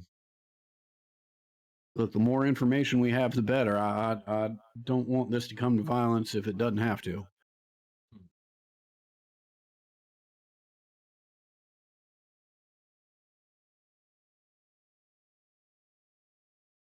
Well, I just extend a hand out to Cam. This will be my first time teleporting. All right. Well, teleporting with you. I mean, anyway, here we go. Here we go. Mm. Now you got better at this, right? I did Right? get better at this. Marginally, yeah. Yeah, I Right? am better Right? at this. Right? Okay, let's go. Amazing. Yeah. Love it. Yeah. Okay. Art. Performance art. Right. Cool. Right. Omerus and Cam just switch positions in the hangar. Incredible. Let's see. Does it say what happens on a miss? It doesn't actually. The lowest Ouch, it goes is, that it says it says on a 7 to 9, you don't quite manage it. Oh, that's tough, huh? Yeah. It's like, I mean, who knows what could go wrong? Yeah, it's in some ways it's better when it says, right? Because then I can only do so many things. But this one though, okay. Let's see. Cam, I think you, Cam, you like feel the tugging motion, right? And you appear at your apartment, which is here. Yeah. Amaros, you, let's see. Yeah, you appear, you find yourself standing at the entrance to your apartment complex. And as you turn around, like getting ready to do the next thing, you see there is a figure standing in the street behind you. It's kind of hard to make out his features. He is a little taller than you. He looks like he's dressed like potentially in like SWAT or some kind of like military gear. The other thing you notice is that his eyes are incredibly blue and his skin looks wrong in a way that's hard to put a finger on in this, without any kind of lights. He seems to like check something on his wrist. And you could see a little like some kind of little screen on his wrist. And he looks at you. And he says, "Thinking you were gonna go give aid, huh?" I kind of look around to see, is it just me and him? Yep. I had a thought to. Can I ask you nicely not to do that? You can ask. Amaros, right? One and the same. You Though call me I Spar. Spar. I slowly make, like, every interchange, right? One step forward, right? Just slowly closing the distance. Did you know I would be here? Honestly, the way they do it's a bit above my pay grade, but they were sort of looking out for anyone trying to get into the middle of it. Your intentionality is saying you were going to help. Yes. Yeah, I can't let you do that. Hmm. It's difficult. Sure. You may not like this path you walk. I mean, honestly, if you kill me, I'll just be back, so I get paid either way. I hope it doesn't come to that. Oh shit, I'm supposed to give you my card. He reaches forward, he like pats around his tactical gear, and pulls out a card that is kind of, it looks like probably the ink has run a little bit, like there was a stack of them and they got wet. As he like peels a few of them apart, hands one over to you. You could see Svar, you can't see his last name, it seems to be obscured, but you see the company is Middle Guard Securities. What are you, some kind of mercenary? Yep. Hmm. Technically also been a court holder here, but that's neither here nor there. I've been asked to keep people out of that situation. Probably gonna have to go die to him here pretty soon, but Well, there are other choices, maybe. not really. That depends. You work for money, yes? It kinda. It's not really the kind of coin you have, though. I've been saving quite a while. All right. Well, I don't think bullets are gonna hurt you, and I don't think I have the right kind of gun for that. So he holds a hand up to his back, and as he presses a button, you see he unfolds what first looks like a collapsible baton that extends into what looks much longer like a staff. And you see it's bulky on the end, and as you see it snap to, it is a double-headed battle axe. I look down at the card again and slip it underneath my robe. I attempt to apparate away. Okay. Uh, Give me. Go ahead. So, where do you go to? I attempt to just go to George, my intention. Somebody doesn't Okay. want this to happen, and now that makes me even more curious. Okay, give me a weird roll with a -2. Okay. Weird. I think at this point, just from the having to do this, you can feel there is actively something hindering you from trying to get there. So here's the thing. You can get there. You're gonna catch an axe because he's already in the process of swinging. You good with that? Yes. Okay. You appear connected to an axe which is buried into your shoulder. Two harm gets through onto you. The hand holding it, you see the figure is glowing a pale blue, like spectral kind of whitish blue, and is the hand seems to be corporeal for a second, as he is slowly beginning to gain physical form again. The scene, as the camera switches around, as the battle axe embeds in you, you teleport into the middle of a fucking nightmare. George is at this point casually walking forward, though immediately you have to kind of avert your eyes from the sheer amount of light coming off of like every pore of George's body.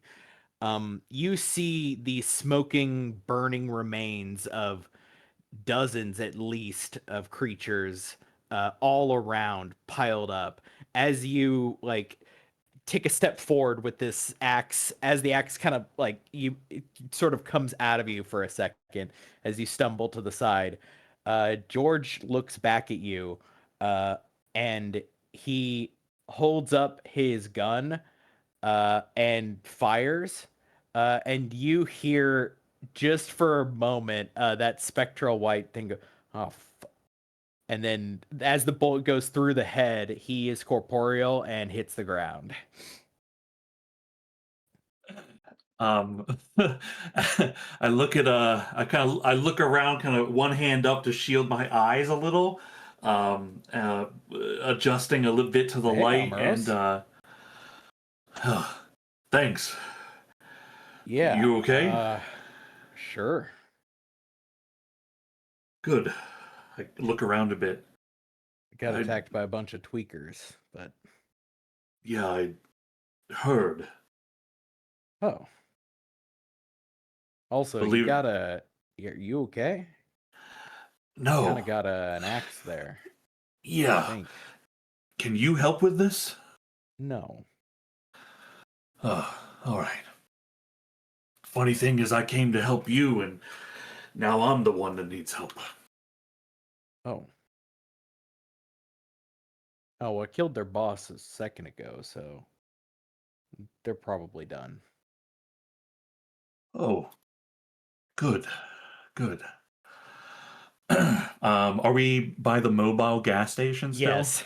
Okay. Yeah, you see, okay. he's made it. You see, he's made it about 20 feet up the road. He's past an intersection, and he's kept walking. And that the second he was like away from the like the parking lot area of the boat was when they jumped him, or tried, I should say. I kind of look around, and can I make out the shape of the city? Yeah, Yeah. Okay.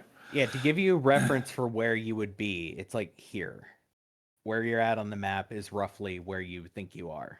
Oh, okay. You can okay. see your house in the distance, right? Yeah. It's one of the tallest buildings. Still on the path? Yep. Getting closer though. Do you know what you're supposed to do yet? Not yet, but it's more complicated, I think. There are forces at work here, George. People trying to stop us from getting in the middle of this. And I don't know why.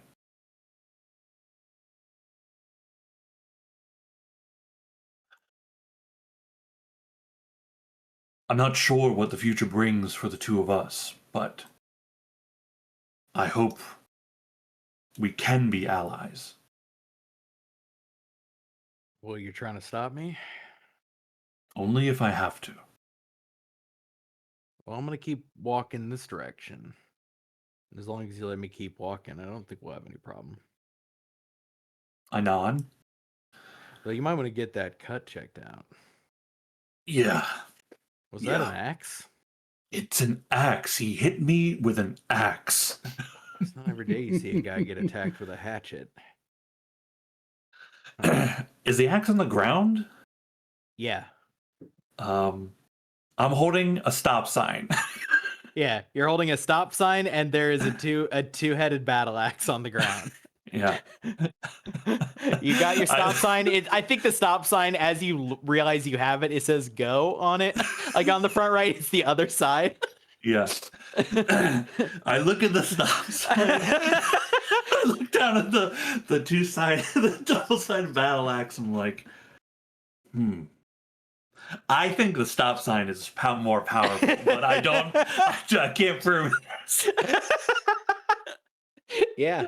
I mean, it I says fr- "go." It It's very says go. I affirmative. believe it's a token of a Yeah. kind. But I don't want this guy to. Maybe he has other axes, but at least he wanted this one. I mean, yeah. So are you just gonna I'm gonna pick that pick up. it up with the other Yeah, I'm gonna hand? pick Yeah. that up and say, I'll look at Jordan and say, "All right, well, look, don't take this the wrong way, but I hope I don't see you soon."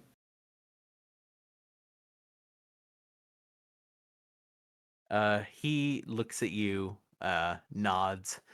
As he continues walking forward, you could see, like, with each step, almost like with his breath, the white light emitting from him seems to grow. like in time to his breathing. Cody, Mhm. can I bring the corpse with me? Yeah, probably. Fuck yeah. I put the battle axe in one hand with the crossing thing. I put Yeah, you one know the hand... battle axe folds up, but you can't figure out how the fuck to do Yeah, I don't it. know how it Like, I works. don't know. I don't know. It's like a Yeah. button or something. I grab like the back of whatever this guy's got on, right? Kind of just heft him a little, and I try to go back to the hangar. Yeah, real quick, Cam. So you appear in your apartment. You know you could probably run to your storage unit. Because you wait a second and Amaros is not appearing before you. My apartment is I thought my apartment was farther away from the storage unit, but Well, it's up here, I think. yeah, it's Yeah. still a distance. Either way, I will just Which, by the way, I don't think you live there anymore, right? So you're oh just no, I standing don't. out. I'm Yeah, you're standing just in standing somebody out. else's living Yeah. room. Awesome. They're eating a little TV dinner. I think luckily, like it looks like nobody's home, but you can see they've already they've really done no changing whatsoever, right? Like that's not this kind of place. They've just moved their furniture in. So yeah, what do you do, Cam? Will call up. I will just call up a cab. I'm just gonna get a cab to take me back to the storage Well, unit. I here's don't the know thing. where. Oh wait, that's right. I can't. The phones Yeah. are down. Fuck it. I guess I'm walking. Yeah, do you walk or run? It feels like way too far of a distance to run. I don't know. Cam seems fit. He could like jog. Cam it. is fit, but you know, that's a good couple miles. I'm not That's that fair. fit. I'm not a marathon runner. So yeah, we'll say Amaros, you reappear in the hangar with the stops with again like a piece of the garment itself as always is fine, right? But you are bleeding like your golden ichor onto the ground, Yeah. down along your feet and in a puddle immediately as you hit the ground back in the hangar. Cam will say in about 10 minutes you'll get there, but there's this first moment of you've got a battle axe over one shoulder. Yeah, The battle stop. axe, my stop sign, There's your stop sign, your crossing guard the sign. body. Yeah. I let the body drop. I let the bodies hit the floor. Oh my god! You let the bodies hit the floor. I let the body hit the floor. I kind of let the battle axe and whatever like just kind of fall off. I'm like steady on my feet, but I'm obviously injured. I look at everyone and go, it's not as bad as it looks.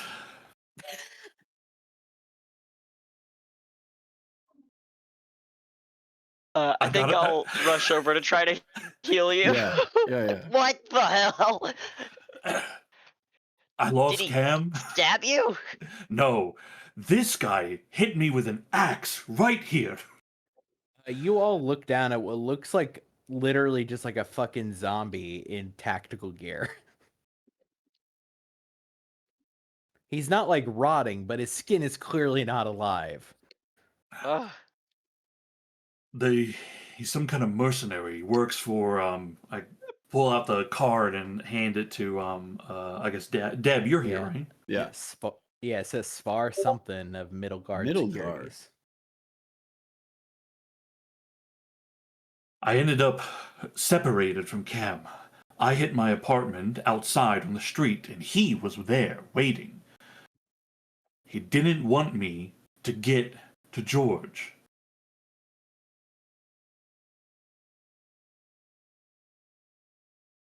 I did end up getting to George, but not before he hit me with the axe. Fast, much faster than I thought.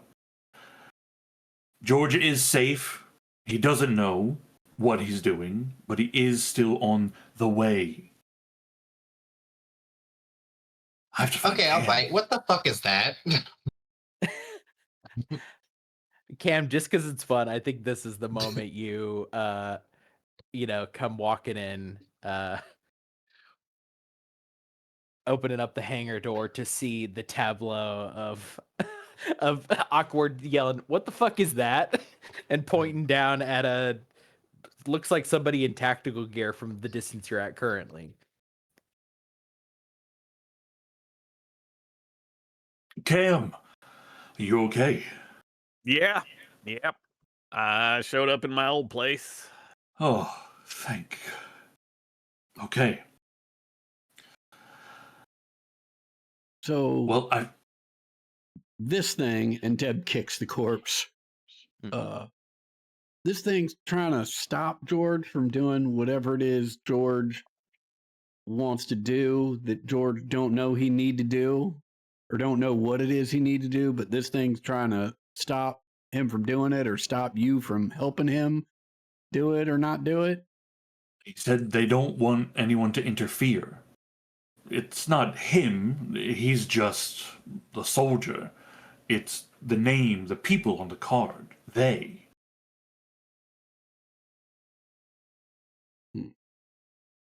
And what's it actually say? I mean, I'm guessing I know what it says, but It says something middle guard. I'll hand the card over. You can't quite see the last name. our Middle Guard Securities. That sounds like a contractor, defense contractor, government Cam, contractor. You can give me an investigate a mystery, like on the spot, right? That's kind of like a almost like Categorically good at these. a history check, basically, right? Can Harlow make a wild call based off of what Max is reading? We'll give it a second. We'll see if it Yeah. aligns exactly with the moment where Cam has a bolt of inspiration. Probably not. I've got a -1 on these. Oh, What? We're doing pretty good. Before Lot Max of love reveals ones. all, can I sensitive the corpse? okay, yeah, do the sensitive. Cam, you think about it, and there's so many of these shadow shits. There's so many Sorry, of you were these saying? shadowy shits, Cam, that you're like, this one, I don't know. There's it's got the fairly nondescript name. It's kind of hard to place. Awkward, you got your 12 plus. Does that do anything special? Because I assume you've advanced this. It sure do. Okay, what does it do? So on a 10 or more, you gain a definite impression of vision, tangible aura, overheard thought, etc. about something important. And then advanced, you get plus you may ask one follow-up question that the keeper will answer honestly. Yeah. You can see that most of what you see here, as far as like the being, right, or the sensitivities to the magical, is there's a lot of like, let's see, I gotta look at the exact wording.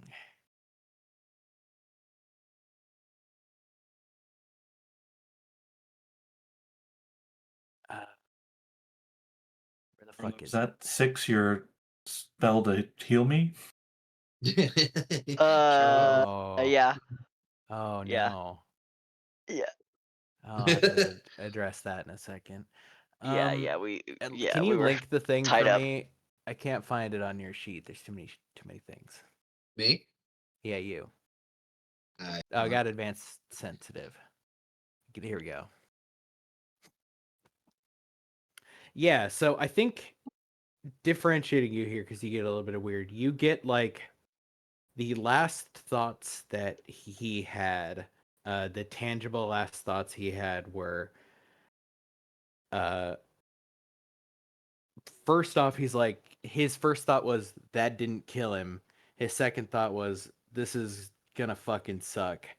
And then his last tangible thought was, like, as the moment you could tell he realized the bullet was ripping through his head, his thought was, this isn't gonna be any better the second time. Whoa. Okay, I Yeah, guess my that's what she question did. is, what does he mean by second time? As far as you can tell, he means that like I mean this body in front of you let looks me pretty fucking dead, refresh. but Let me refresh. Or restate. So presumably this guy has died before. So what's the likelihood that he's gonna come back again?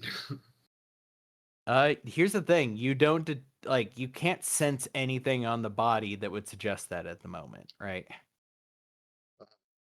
But you don't know, right? Hey Real guys, we should quick, tie him up. let's trigger what were you saying, Max / Harlow? Eh, Both of you at the same eh. time?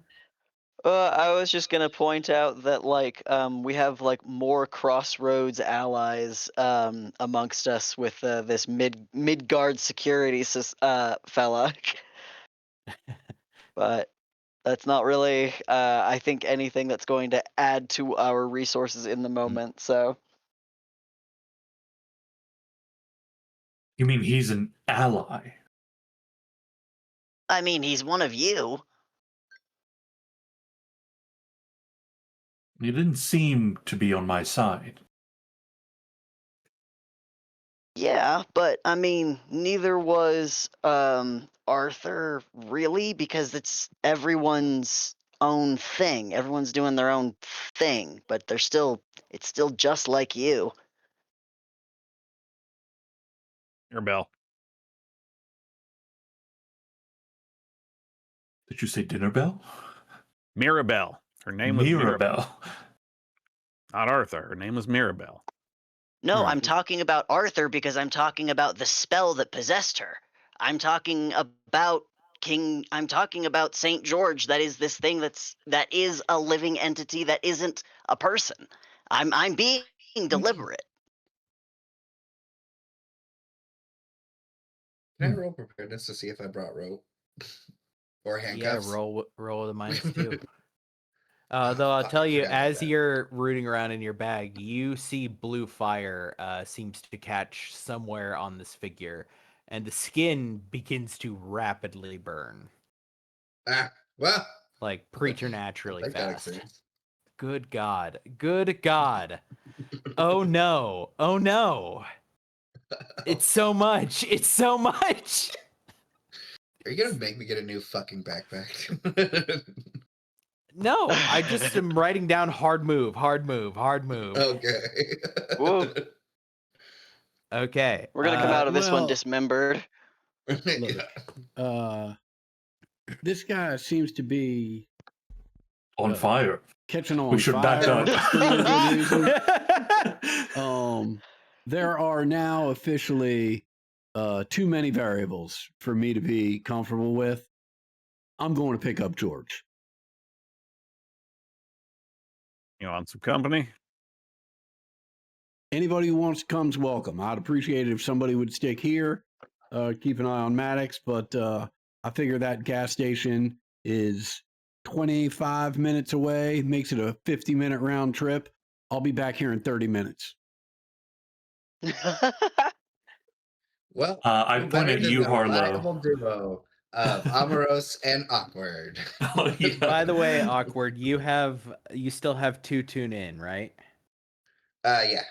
Okay.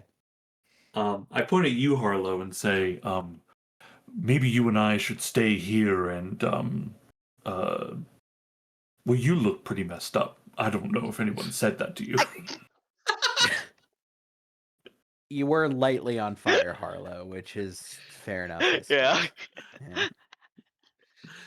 Maybe It's we been do a a little, day. Hold on. maybe a little first aid, some water. Yeah, would be I good. can take care of that. Hold on. Cam gets the like expired aloe out of the it's like the one part of the like Where first the aid hell kit. is my fucking medic move? I suppose since the reliable duo isn't gonna do this, and it can be your psychic GPS. Nice. For whatever reason, my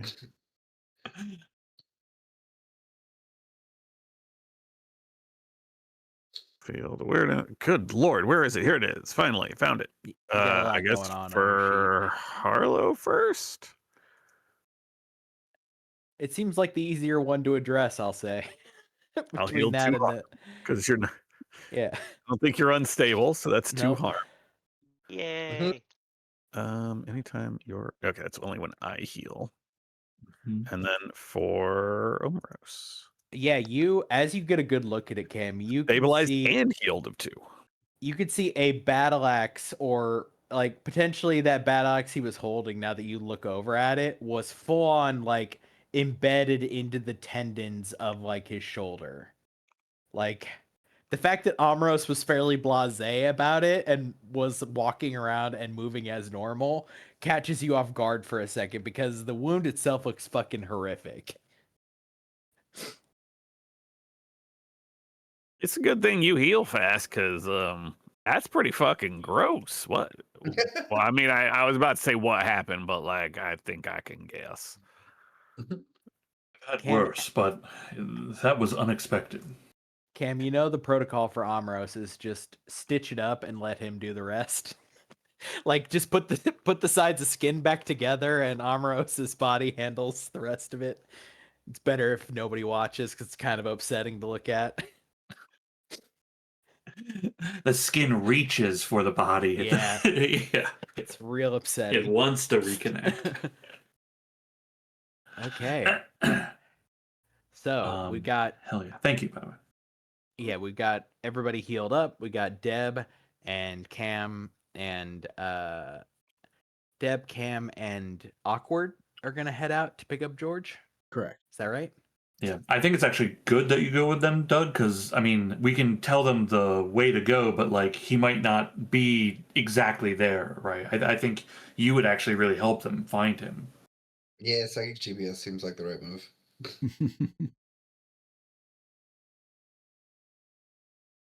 Okay. Yeah, you 3 take off. Anything you do as you first. Okay, go ahead. I asked Cam if he has any tape. As I show him, I want to put the crossing guard sign, attach it to the battle axe. You want a Darth Yeah. Maul at battle axe or the crossing guard sign? Yeah. Yeah, I mean, it should be some in the drawer there. Yeah, it's right next to the hot glue gun. Oh, good. We're gonna sell so many fucking action figures at this. So many fucking action figures. We're gonna do such numbers. There's an exec sitting this side going, "Fuck, this is why we pay him the big bucks." Okay. Yeah. So you 3 take off. First question I'll ask is anything you do as you're taking off.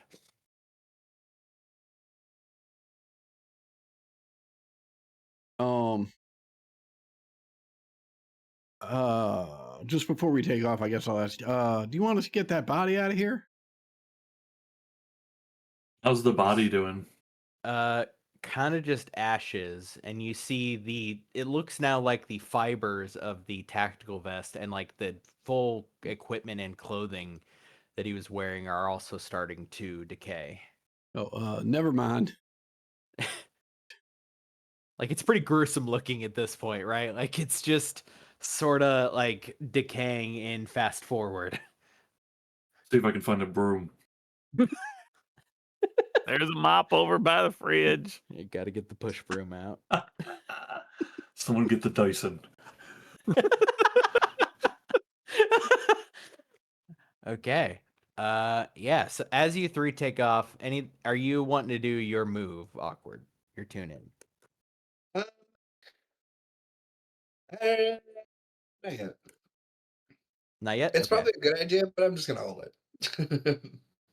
All 3 of you give me a sharp roll. Oh, motherfucker. This one's just a sharp roll. There's nothing if you fail. It's just like this one's kind of almost the equivalent of a I notice mean, roll. when? Okay. Is it? Well, Am I driving for this related- sharp roll? yes, you are. So you will have a plus Is it 1. related to George? No, it is not related to Oh. George. Okay. Yeah, I'll take it. Yeah. So as you take off, you begin to drive. Cam, you are like, I think at this point doing the systems check of your equipment, right? Making sure your kit's in place, making sure like nothing fell off after Amaros deposit. Like you don't know how teleportation works, right? Maybe like something got left somewhere. So you're doing like the realize like, oh shit, just making sure everything is exactly where you need it to be, right? Awkward, you are like, I think I think for you it's your focus is currently on making sure that that tenuous connection with George keeps up, right? Like making sure there's still the thread there that you can tug on if you need to. Deb, you're the one who notices pretty quickly. You hear it first. And as you are looking forward and driving in, and certainly because there is no other like lights and not much else going on, there are lots of helicopters around basically downtown Beeman Bay, kind of around the area where Bob's Bean House would be.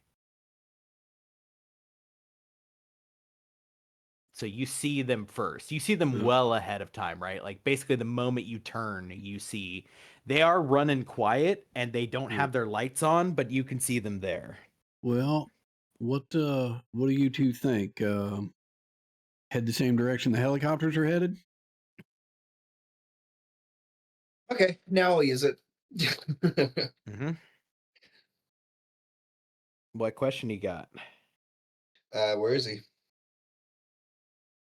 Yeah, you can see he is moving. If he was where he should have been, and that wasn't very long ago, he's moving incredibly fast now. Whether he's walking at a normal speed at all is kind of hard to say. But he's actually, you could see he is probably like right here.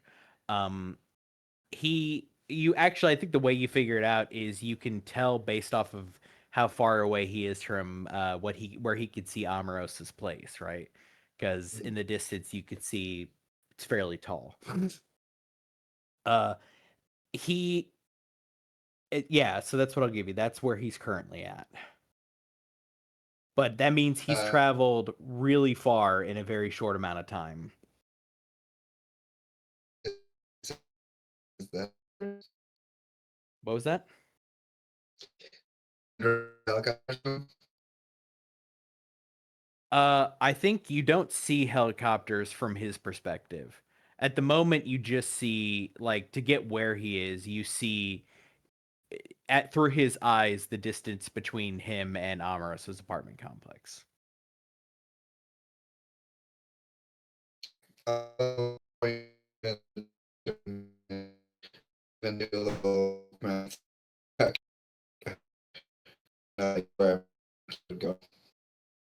don't know about anybody else, but Doug, you are super Yeah, digital Doug. for me. I just assumed it was me, but Doug, we can't hardly hear you because it's super digital.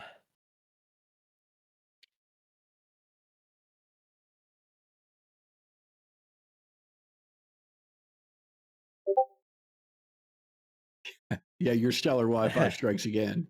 It was hanging Yeah. in there though, man. Am I better? Is it better? It is a little better. Slightly better. Hold on, let me slow down. It's weirdly, it worked perfectly when you just did that dead, but it didn't work as well when you tried to make words. Yeah, I'll point in like the general direction of where he's at, and maybe even calculate where he could kind of be going, but still in like the same general vicinity of where he actually is currently. Yeah, to give you guys a reference, you would be like right here in this. And so yeah, Deb, that is kind of the area where the helicopters seem to be at the moment. Yeah, great. I'll step on the gas and hightail it over there. Okay. Cam, anything you want to do with this information? Considering you're the one who might appreciate truly what the helicopters mean, right? I mean, I assume that they mean that the FBC is over there or making their way over there. So Uh-huh. I'm not sure what else to do with that other than, I mean, I could try to contact the ghoul, but he said he was going into hiding, so. Mhm. Okay. Actually, I think this is a decent time for everybody in the car who wants to give me a read a bad situation, if you'd like to. Because I think You said going into an active zone where a governmental agency is engaged with an angel, apparently, and whatever the fuck, it's not a good situation, right? Ho. does it have anything to do with George? I don't think this one does, because I think this Okay. one is still related to. Hey, I'll take that. Got it. Okay. I'm gonna kick it off with the highest roll here, which is you. Do you have that advanced, Cam? I do not. Okay. So yeah, we'll start with you as the highest of the rolls for read a bad situation. But I'm holding 2. No, I'm holding 3.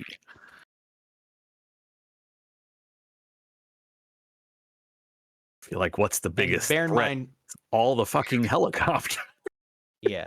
And I will remind everyone, because it's super useful for this, read a bad situation is scene dependent, right? So this is a thing you can keep in your pocket and use when you'd like as the scene progresses. The one I will ask for now and will probably ask again later is, are there any dangers we haven't noticed? Yeah, so your brain goes back to a lot of the stuff you didn't pay as much attention to because it wasn't directly related to your field work. But you had to be familiar with how the FBC controlled zones, right? What they called zones. When some shit happened and they had to do some large scale, managing traffic. And it didn't happen very often, but there has to be a protocol in place for it, right?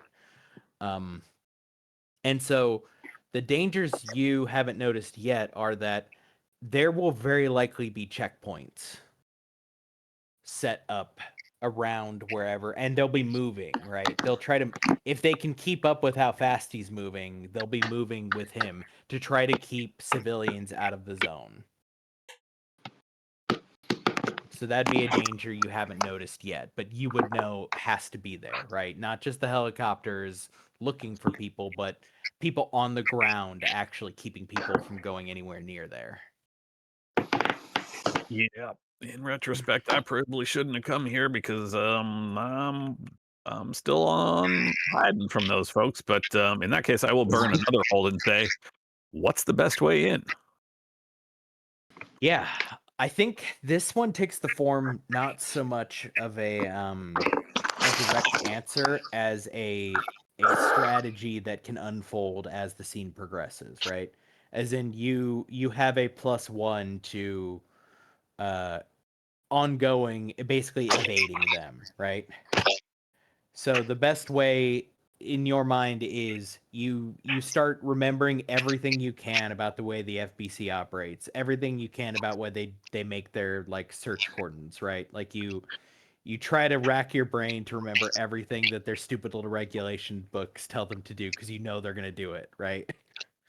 And so that will have a direct mechanical, like whenever it is, it concerns an act under pressure or telling Deb how to avoid the shit, right? You will have a +1 ongoing for that information.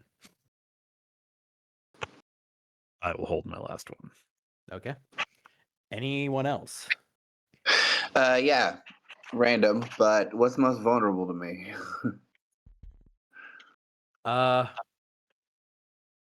Most vulnerable to you. Yeah, the purpose of the question is how can I be the most useful besides Yeah. finding George?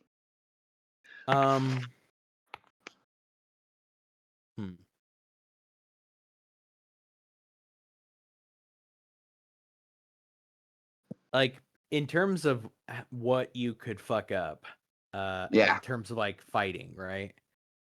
You Um, reckon? I mean, not necessarily like kick-ass fighting, but like certainly something to potentially help in a fight, be it like a distraction or something like that. Yeah, I think what I will flavor this as is if you want to do a jinx on either Cam or Deb, you will get a +1 to that.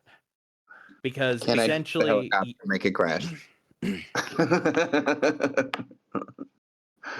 there's a bunch of helicopters and you don't see the pilot.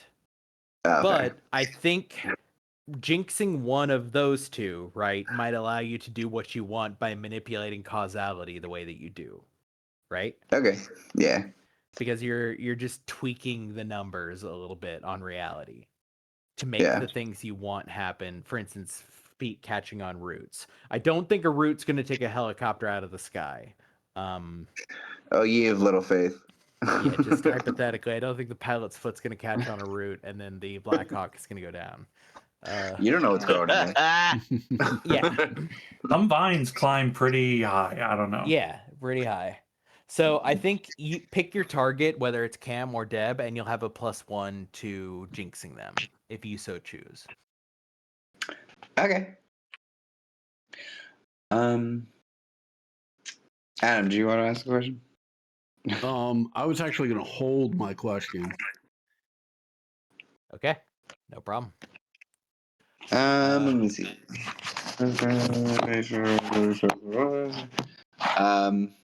Gosh, are there victims? Yeah. What's the best way to protect the victims? And hopefully, if I can, I would like to define victims as George.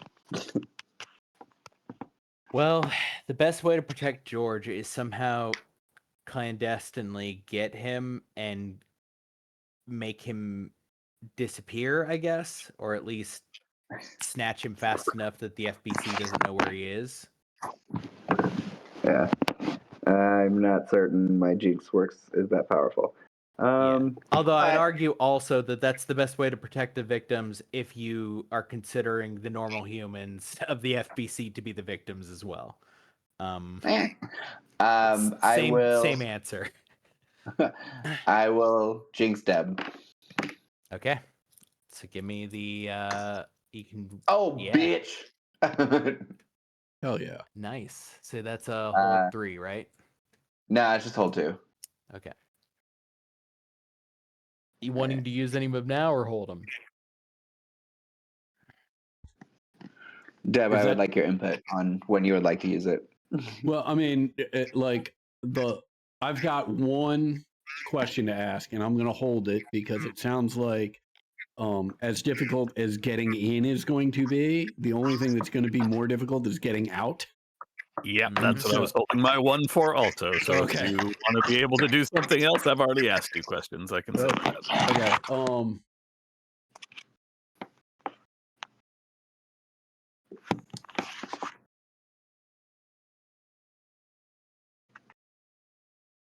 Yeah, I mean, it might be stretching the intent of the question, but I'll give it a shot anyway. I think I'll ask, having heard Cam talk about the defenses that are being set up and the perimeters being set up, I'll just ask what's most vulnerable to me. How, like, where's the weakest point in all of this? So the weakest point might not be a place necessarily or a particular street, though I think this would apply to you navigating down places that they might not think to set up, right? If they don't know the streets as well as you do. Well, and I'll also just point out, like, I'm in the 4-wheel drive Sienna. We don't need no stinking roads. Yeah, this is true. This is also like part of the calculus, right? That you can go, if you're willing to do a mild amount of property damage, you can go through some places that other cars could not. Not my property. I will say I got to get this guy. Another way to think about this question too is the other in that you have here is that if you don't know to what degree you are a known quantity, right? Though if the situation is chaotic, they might not be thinking to look for you, right? Even if they do know you, right? You think they probably might know Cam, they're more likely to, and they will notice if any obviously weird shit happens. So Awkward has to be on best behavior. But if you get No. caught, right, a decent strategy is just to be like, I was on a drive with my family. I'm so Right. sorry. Aw shucks, right? That's a viable strategy if they're in the middle of a war zone and they're trying to just get you the fuck away, right? Right. Just go over there. So you could probably utilize that strategy, right? That's the most like useful tool you have in your arsenal is just also the vehicle you're driving, right? Like this is not a tactical, it's Yeah. tactical in your hands, but otherwise it's a minivan. Right. And Deb looks how she looks. Yeah, I got some ideas. Okay, Mhm. excellent. Yeah. So the way we'll do this is kind of like a skill check, right? So we'll have the drive in a couple different waves. So Deb, I think you will obviously you'll be getting like a +2 for multiple reasons, Okay. but both because of the read a bad situation working from Cam here and from the driver. Mhm. So give me an act under pressure, which is just to not be seen and to go with the stealth route Okay. with a +2. Whew. Okay. With this, it's you can potentially incur some risk, but move Mhm. faster or move carefully slowly. No, I think speed is of the essence here. Okay. Let's see. What's the best way? You know what? It's easy enough. Let me cross that out.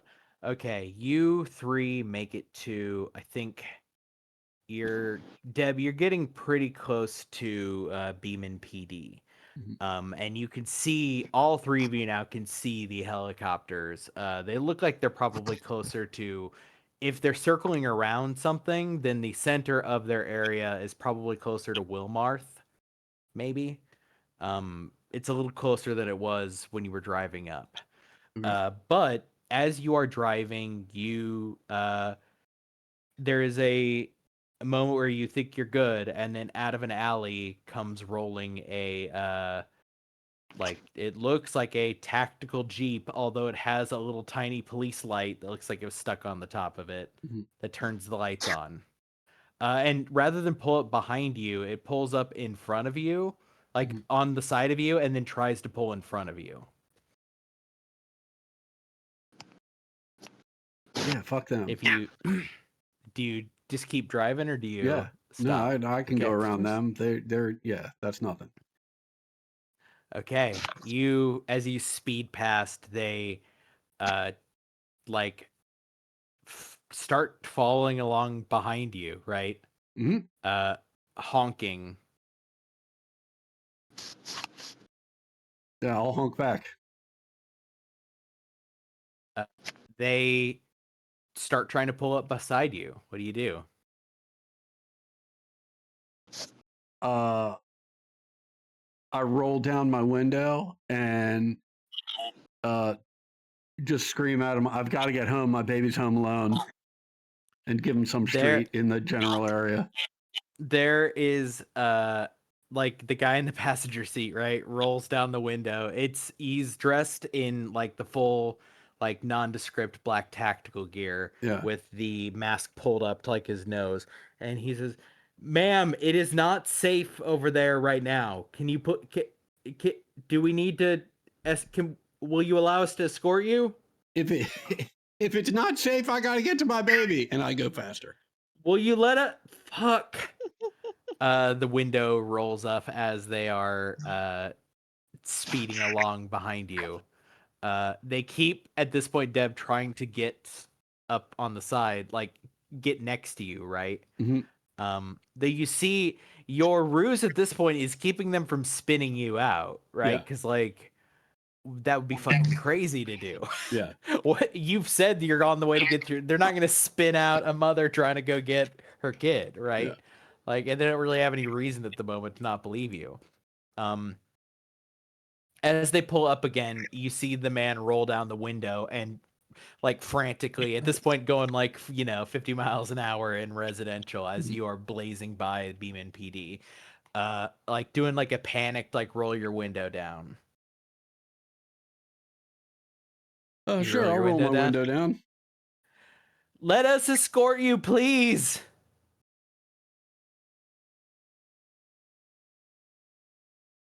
Sure, get in front of me. Yeah. Actually, give me a charm person with a +1 here.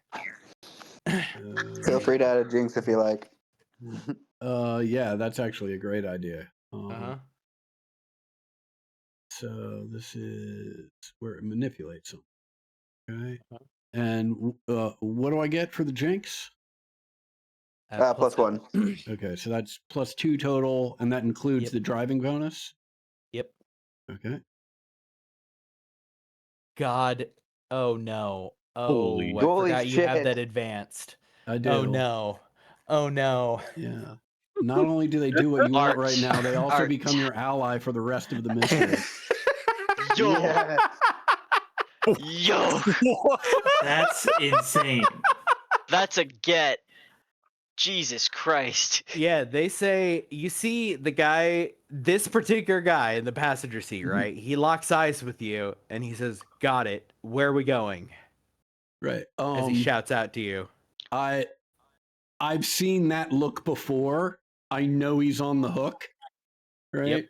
So I tell him like a block up. I pick some random house. I drive by it. Right. I say, "Oh my God, he's gotten out. He's wandering the street somewhere. I gotta find him." Okay, fuck. Yeah, as he Is like slammed to a stop. You're the he ones who said he, it's not safe. We gotta get him. he looks at the driver and he says, okay, we gotta, right?" And the driver goes, "Dude, fuck, fine. He looks at you and says, "Where would he have gone? Do you have any friends around here? Would he have gone to a friend's house?" Awkward. Where would he have gone?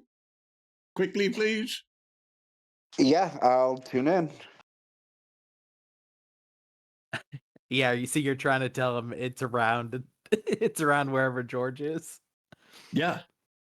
Okay, That's my This is baby. the this is the last of the tune in, Yep. and you see, based off of where you currently are, so you are here. You get a disorienting like kind of swirl as you see he is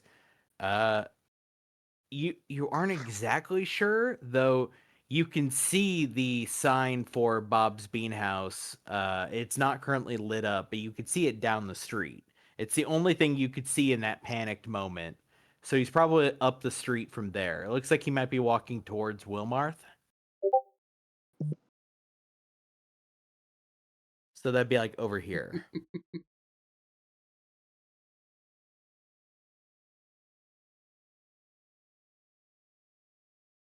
So yeah, what do you say? Awkward. Oh yeah, no, I just point to Yeah, where it's and at. I'd pass that information along. Yeah, he reaches into the back, and he chucks a walkie-talkie into the like window next to you. Mhm. And he says, like he holds up and he like holds up his and he says, "It's already tuned. I'll talk to you. Okay, we'll go ahead." Yeah. Thank you so much. Oh, I'm so worried. Yeah, they peel off. You can see by saying it's up that way, right? And Mhm. pointing towards this, they have knowledge you they theoretically think you don't. So the look that passes over, like from what you could see of his face, his eyes and the driver's eyes is wide panic, like, "Oh shit, oh no." Yeah. A kid is in the like the shit zone currently. Right. Oh no. And might be wandering the streets. Oh god. And yeah, they go peeling off in front of you, like racing way ahead of you. Okay. You can see as they do, floodlights that are now that the red and blue has clicked off, floodlights turn on and are like flashing each side of the street, left and right. Yeah, they peel around the corner, leaving you still parked there. Yeah, no, we're I mean, as fast as we can, we're gonna try and stay right on their tail. Okay. They get to about here before he sends to you over the walkie-talkie. We can't go any closer. This is as far this direction as we can go. So do you have a better idea? Like, Oh no, I understand. I'll be right back, and I just keep driving. uh-huh. Yeah, so you peeling off from there, right? The three of you head this way. As you head this way, all of you for the first time can hear it, which is the sound of a gun going off. Mhm. It is rhythmic and it is constant, just a bang, bang, bang. It's clearly not a semi-auto. It's clearly not like and the sound, it's weird, right? Because the sound doesn't sound like a gun that the sound should travel that far. You shouldn't be able to hear anything besides the loudest of fucking rifles from this distance inside of a moving vehicle traveling at pace, right? But sure enough, the three of you can hear the bang, bang, bang. As you look up, as you're driving close, you see one of the helicopters. Like it doesn't. There's no visibly nothing wrong with it, but you see it bank and start veering out towards this direction. Okay. And it's getting lower and lower. Yeah. Driving the Sienna straight towards the sound of that gunfire. Okay. Here is where we will get to another act under pressure roll. Because at this point, it's a different task now, right? Rather than speed, you have to balance speed with not being seen as best you can. You have to work out where you think he's walking and try to intercept in a spot where he might not be seen, right? And I no more jinxes, correct? Did you use 2? I used 1. There's 2. Oh, so you have 1 more. Great. Yeah, I there will was 2. certainly add that here. Oh, It's good that I did. Yeah. okay. Same thing as before. He might get a little further. If you want to play it slow and be careful, you can potentially get to him without being seen. If you go fast, you might be seen. The good news is they're not really looking for you or at Yeah, you, I right? mean, Their attention is very focused. This all seems like time is of the essence, so I'm just gonna go fast and find them as quick as I can. We'll figure the consequences out later. Okay. As you race forward, you get to Bob's Bean House, turn, and start heading towards Wilmarth. On the road ahead of you, it sort of happens at I think close to the same time, which is you see a figure glowing so brightly that it's impossible to tell. Like it's almost weird because the clothes do not glow as much as the skin does, and so there are weird shadows being cast as by the clothes as the light comes from within him. He is looking up. He could clearly see even from this distance his head veered towards the sky. And actually, because of the light coming off of him, rather than like obscure him, it makes him much easier to see from a distance than maybe it should. And you see him he looks at something, holds up his gun, fires, and again you see one of those helicopters bank. You don't know if this one got hit, but it definitely got close enough to make it veer out of the way. And as you sight him, a spotlight appears over your car.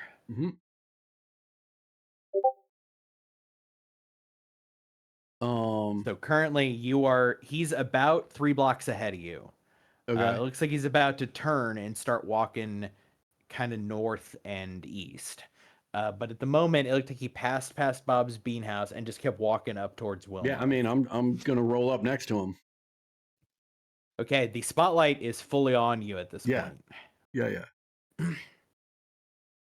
I'm Uh, gonna get on yeah. the radio, mhm. call my friends, and say, "What the hell are your friends doing? That spotlight's spooking my boy." You hear him say, "Ma'am, where are you?" I'm by the beanery. He might have ducked in the store. It's the only one with any lights on. Yeah, you just hear "fuck," and don't hear anything for a bit. Okay. The spotlight doesn't go away from over the top of you. Yeah, no worries. You Worth a are shot. rolling the van up next to George. Yeah. I'll roll down the window when I get up next to him. Huh. Hey there. George, sweetheart, we're here to help Yeah? get you out of here, but you got to get in the van. Oh. Sure. Oh, hey there, awkward.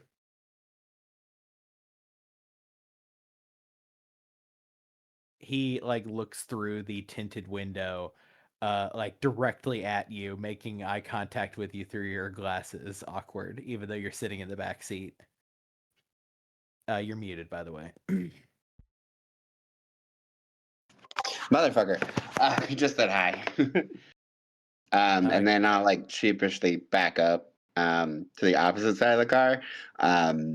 I wanted to look like I'm offering him a seat, but it's really like, oh my god, I'm sorry.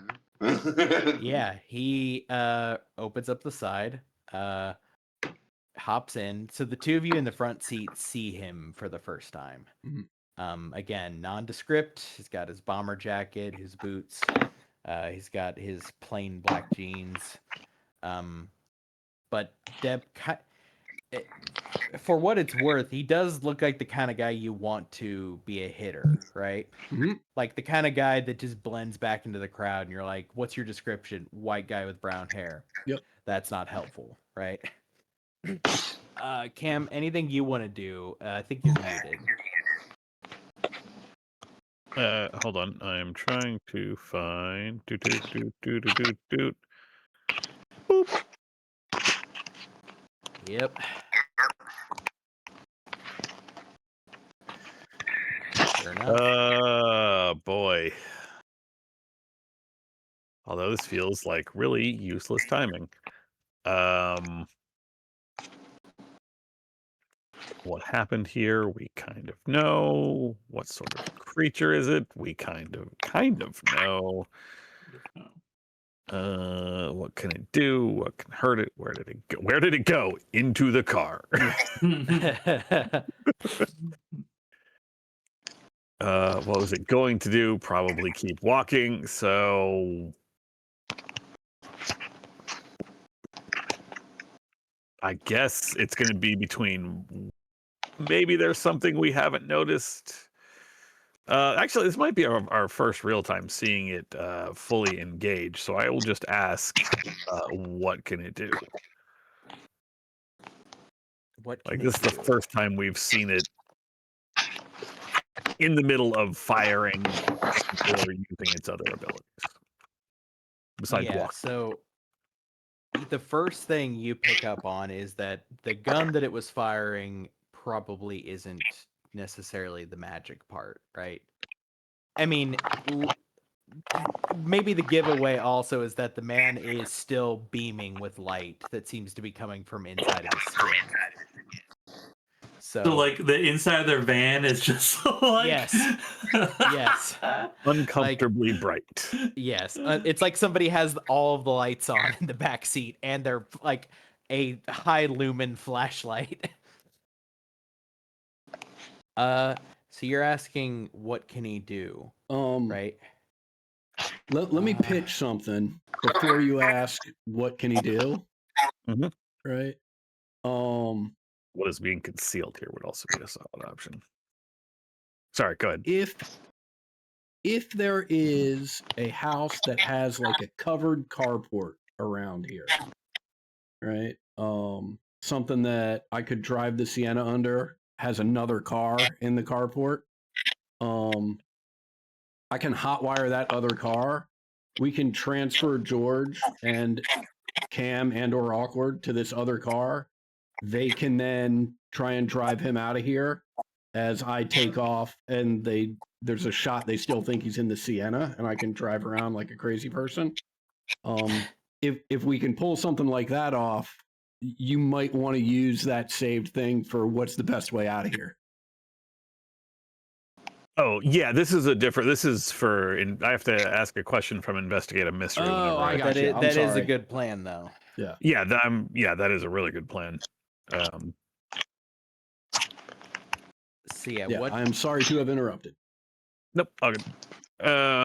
Actually, before you answer, I think I will go with what's being concealed instead. I think that's a better question. In terms of, well, no, actually, I forgot I said anything. Sticking with the first question. So I could work with what's being concealed here. If that is that the first question you asked, or is what's the No, first question you asked? what's being concealed here? The first one I asked Okay. was what can it do, but we kind of knew that. Yeah, so I think you're looking at him as much as you can in the rearview mirror, right? It's fucking the light coming off him is making it kind of obnoxious. And you are analyzing him like as a magical creature for the first time and trying to see what is being concealed here. And you see his brow furrow as he peeks up at one of the helicopters. And he says, "Huh. I think they're trying to stop me." And you catch him say that as if like to himself. And I think it coalesces for you that what is for sure being concealed here, I mean, both in terms of what is in front of you and also the entire situation you're in, right? Expanding it broader, what is being concealed here? Why are like, this is your confirmation that the FBC you're pretty sure that's the FBC up there. You have multiple bits of intelligence that says the FBC is trying to stop him, right? If the FBC is antagonistic towards him and they're trying to stop him so far, then what's being concealed here really is the thing that might be the most important is not what George is doing, but why the FBC do not want him here and are willing to go through this amount of trouble. And I think there's no immediate answer to the question, but that's the real what is being concealed in all of this. That's the real, like, why are the FBC going through this much trouble to stop him? If it, like, because your assumption, right, is that he's here for Maddox, or he's here to stop Maddie or to kill Maddie. Like, that was one of the things. But you're realizing that the thing being concealed here might be that he isn't primarily here for Maddie. He might be here because of the FBC.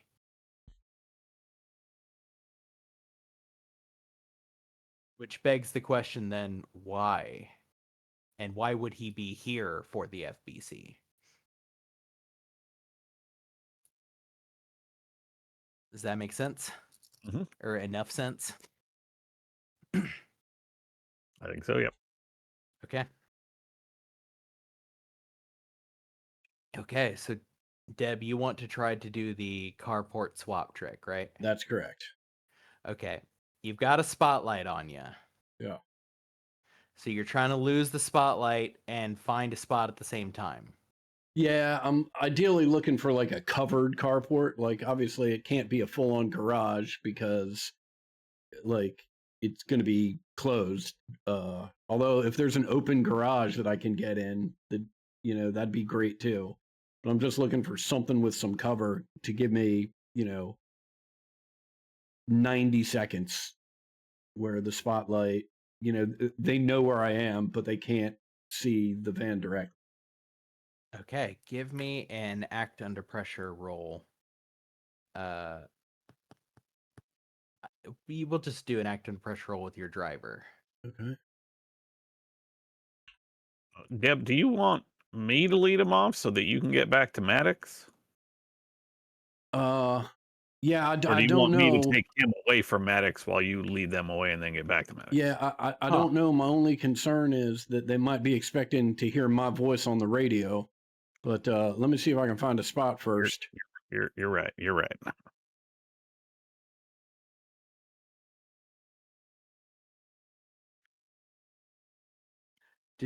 Did you say Maddox?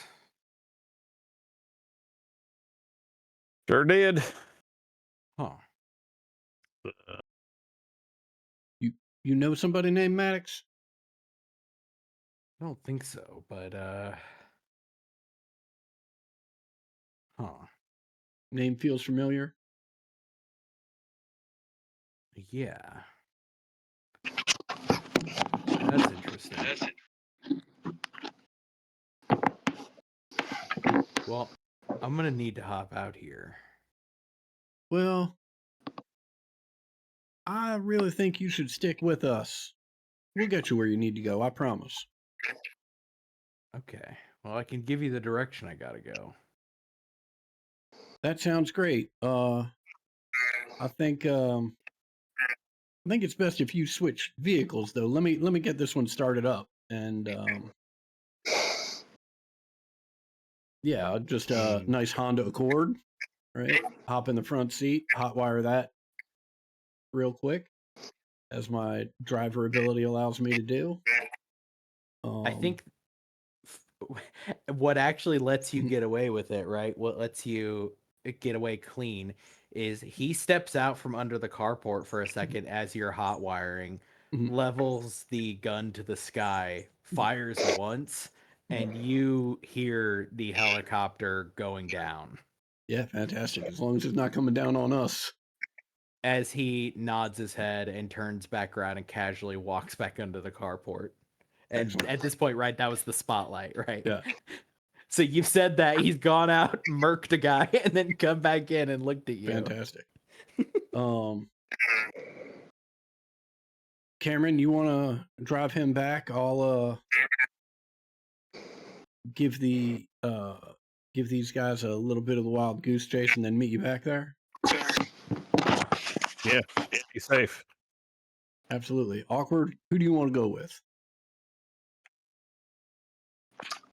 I want to stick with George. All right. I'll see y'all soon.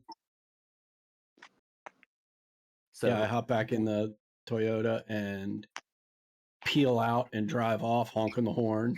I immediately get on the radio and I'm like, he's on the move. okay. Give me one last act under pressure roll, Deb. Mm-hmm. Here.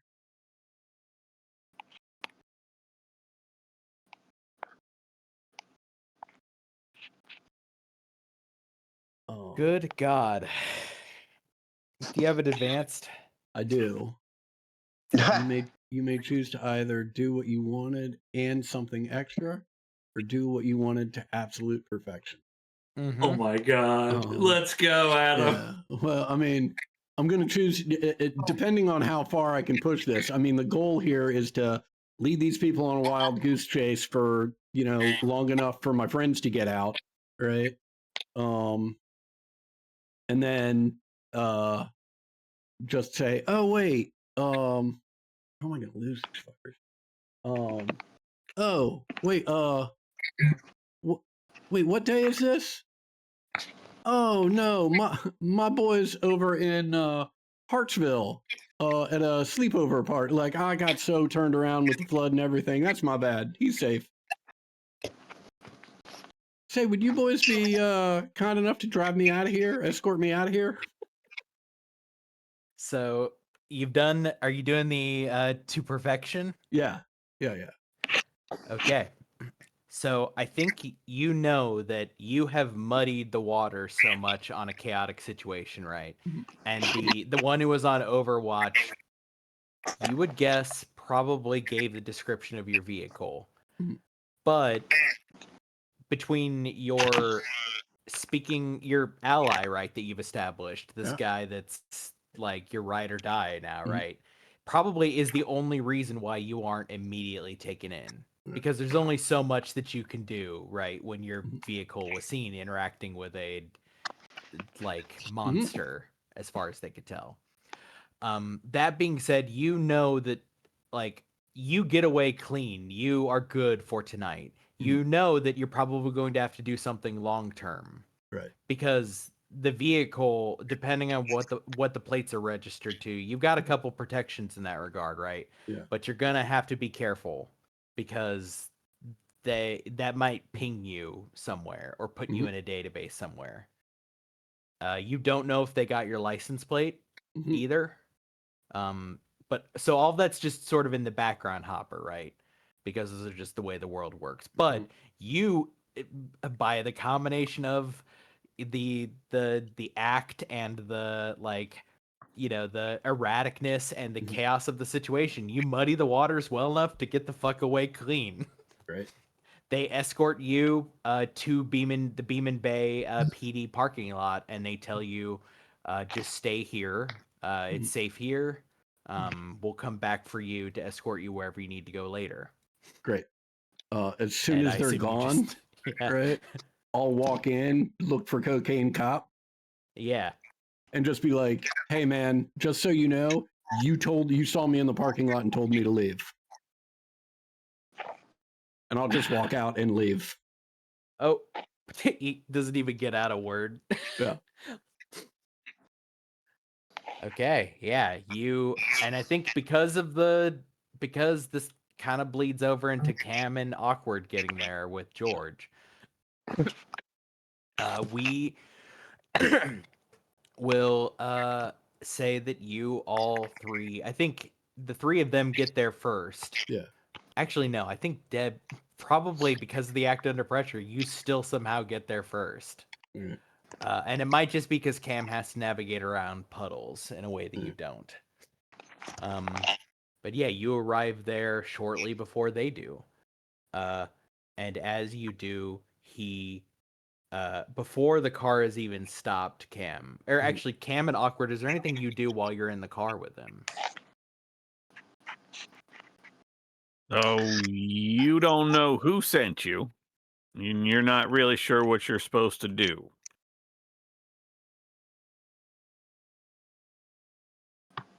No, but it's getting clearer, I think.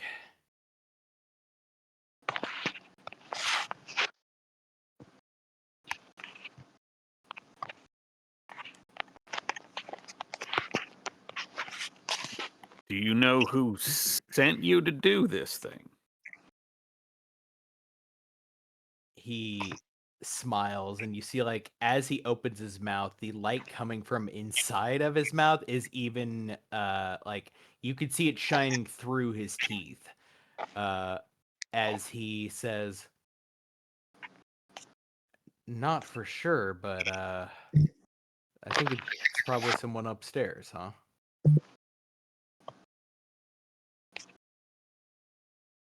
I mean, you tell me. It feels right. Because, I mean, it's not exactly like there ain't ever been an angel elsewise. What do you mean by angel? Oh, right. You're, yep.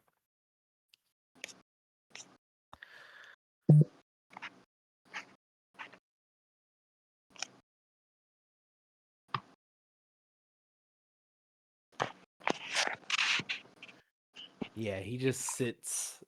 He occasionally glances up like he's looking for helicopters, though from where you are, right, because of the distraction, you guys are fairly clean. With no other conversation,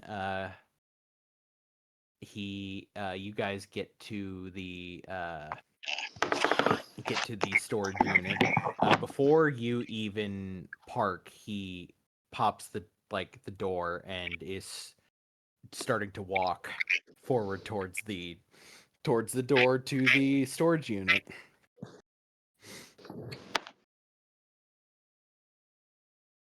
Are we worried about that? Deb, you can see this as you pull up.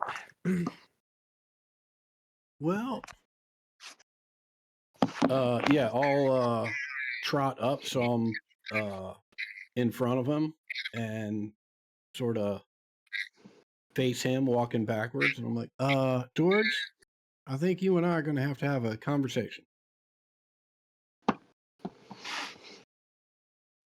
His eyes swivel down towards yours, and as they do, you see the like dark parts of his eyes are slowly. It almost looks like flaking away into white. Mm-hmm.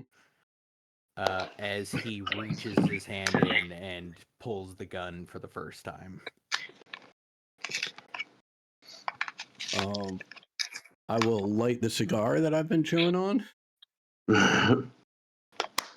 and say, "Oh, sweetheart, if you think that's the first time I've had a gun drawn on me, you do not know who you're talking to. We just need to talk."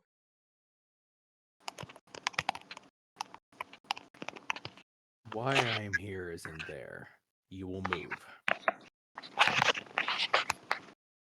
That's funny. Why I am here is in there, and I will not move. Not until we've had a conversation. Yeah, he cocks the hammer. What do you need once you get in there? What are you here to do? You figured it out by now?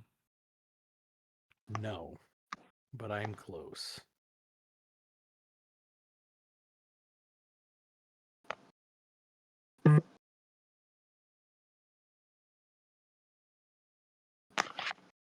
In there is something I need. So I'm going to take it now. As he raises the gun up towards you, Deb. He's moving very slow. Like, there's no, like, lightning fast. It just looks like he's raising the gun as the next step of get the fuck out of my way. Campbell slowly reach down and pull out the knife. Now, I think it's best we all calm down. We just want to know, what do you mean by take it? Because what's in there is a person.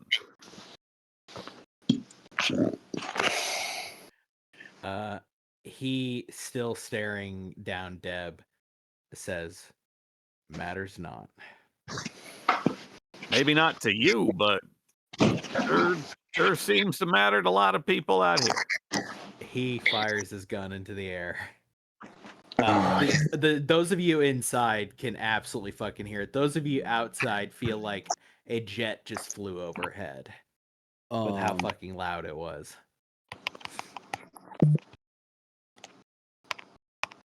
I'm doing tarot with Maddox on the floor. Yeah. So yeah, you hear the bang. I think Oh. I think I meet eyes with you, Harlow, as we're like both registering that something has happened very close. I think you should go outside, and I think you should stop them from shooting at each other if you can.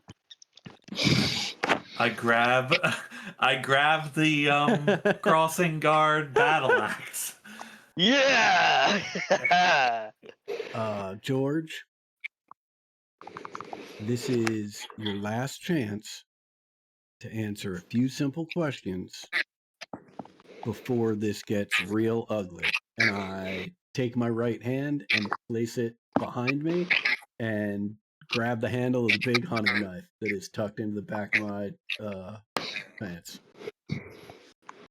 Okay. I think on that line, that is where we end this episode. Woohoo! I think Deb gets the last line of the episode. As we see the camera spins around to look, and there's just this moment of juxtaposition, right, of you with a hunting knife behind your back, and over your shoulder, this increasingly less human-looking figure almost looks like it's made of light at this point, with a gun held towards the sky, staring daggers. We can't see like that it's making eye contact with you and that you're holding its eyes, right, Deb? But Right. we could see from its head as it glares, and even the lights from its mouth and its eyes are like a spotlight onto Deb, casting her back into shadows as she reaches for the knife. And that is where we will end our episode.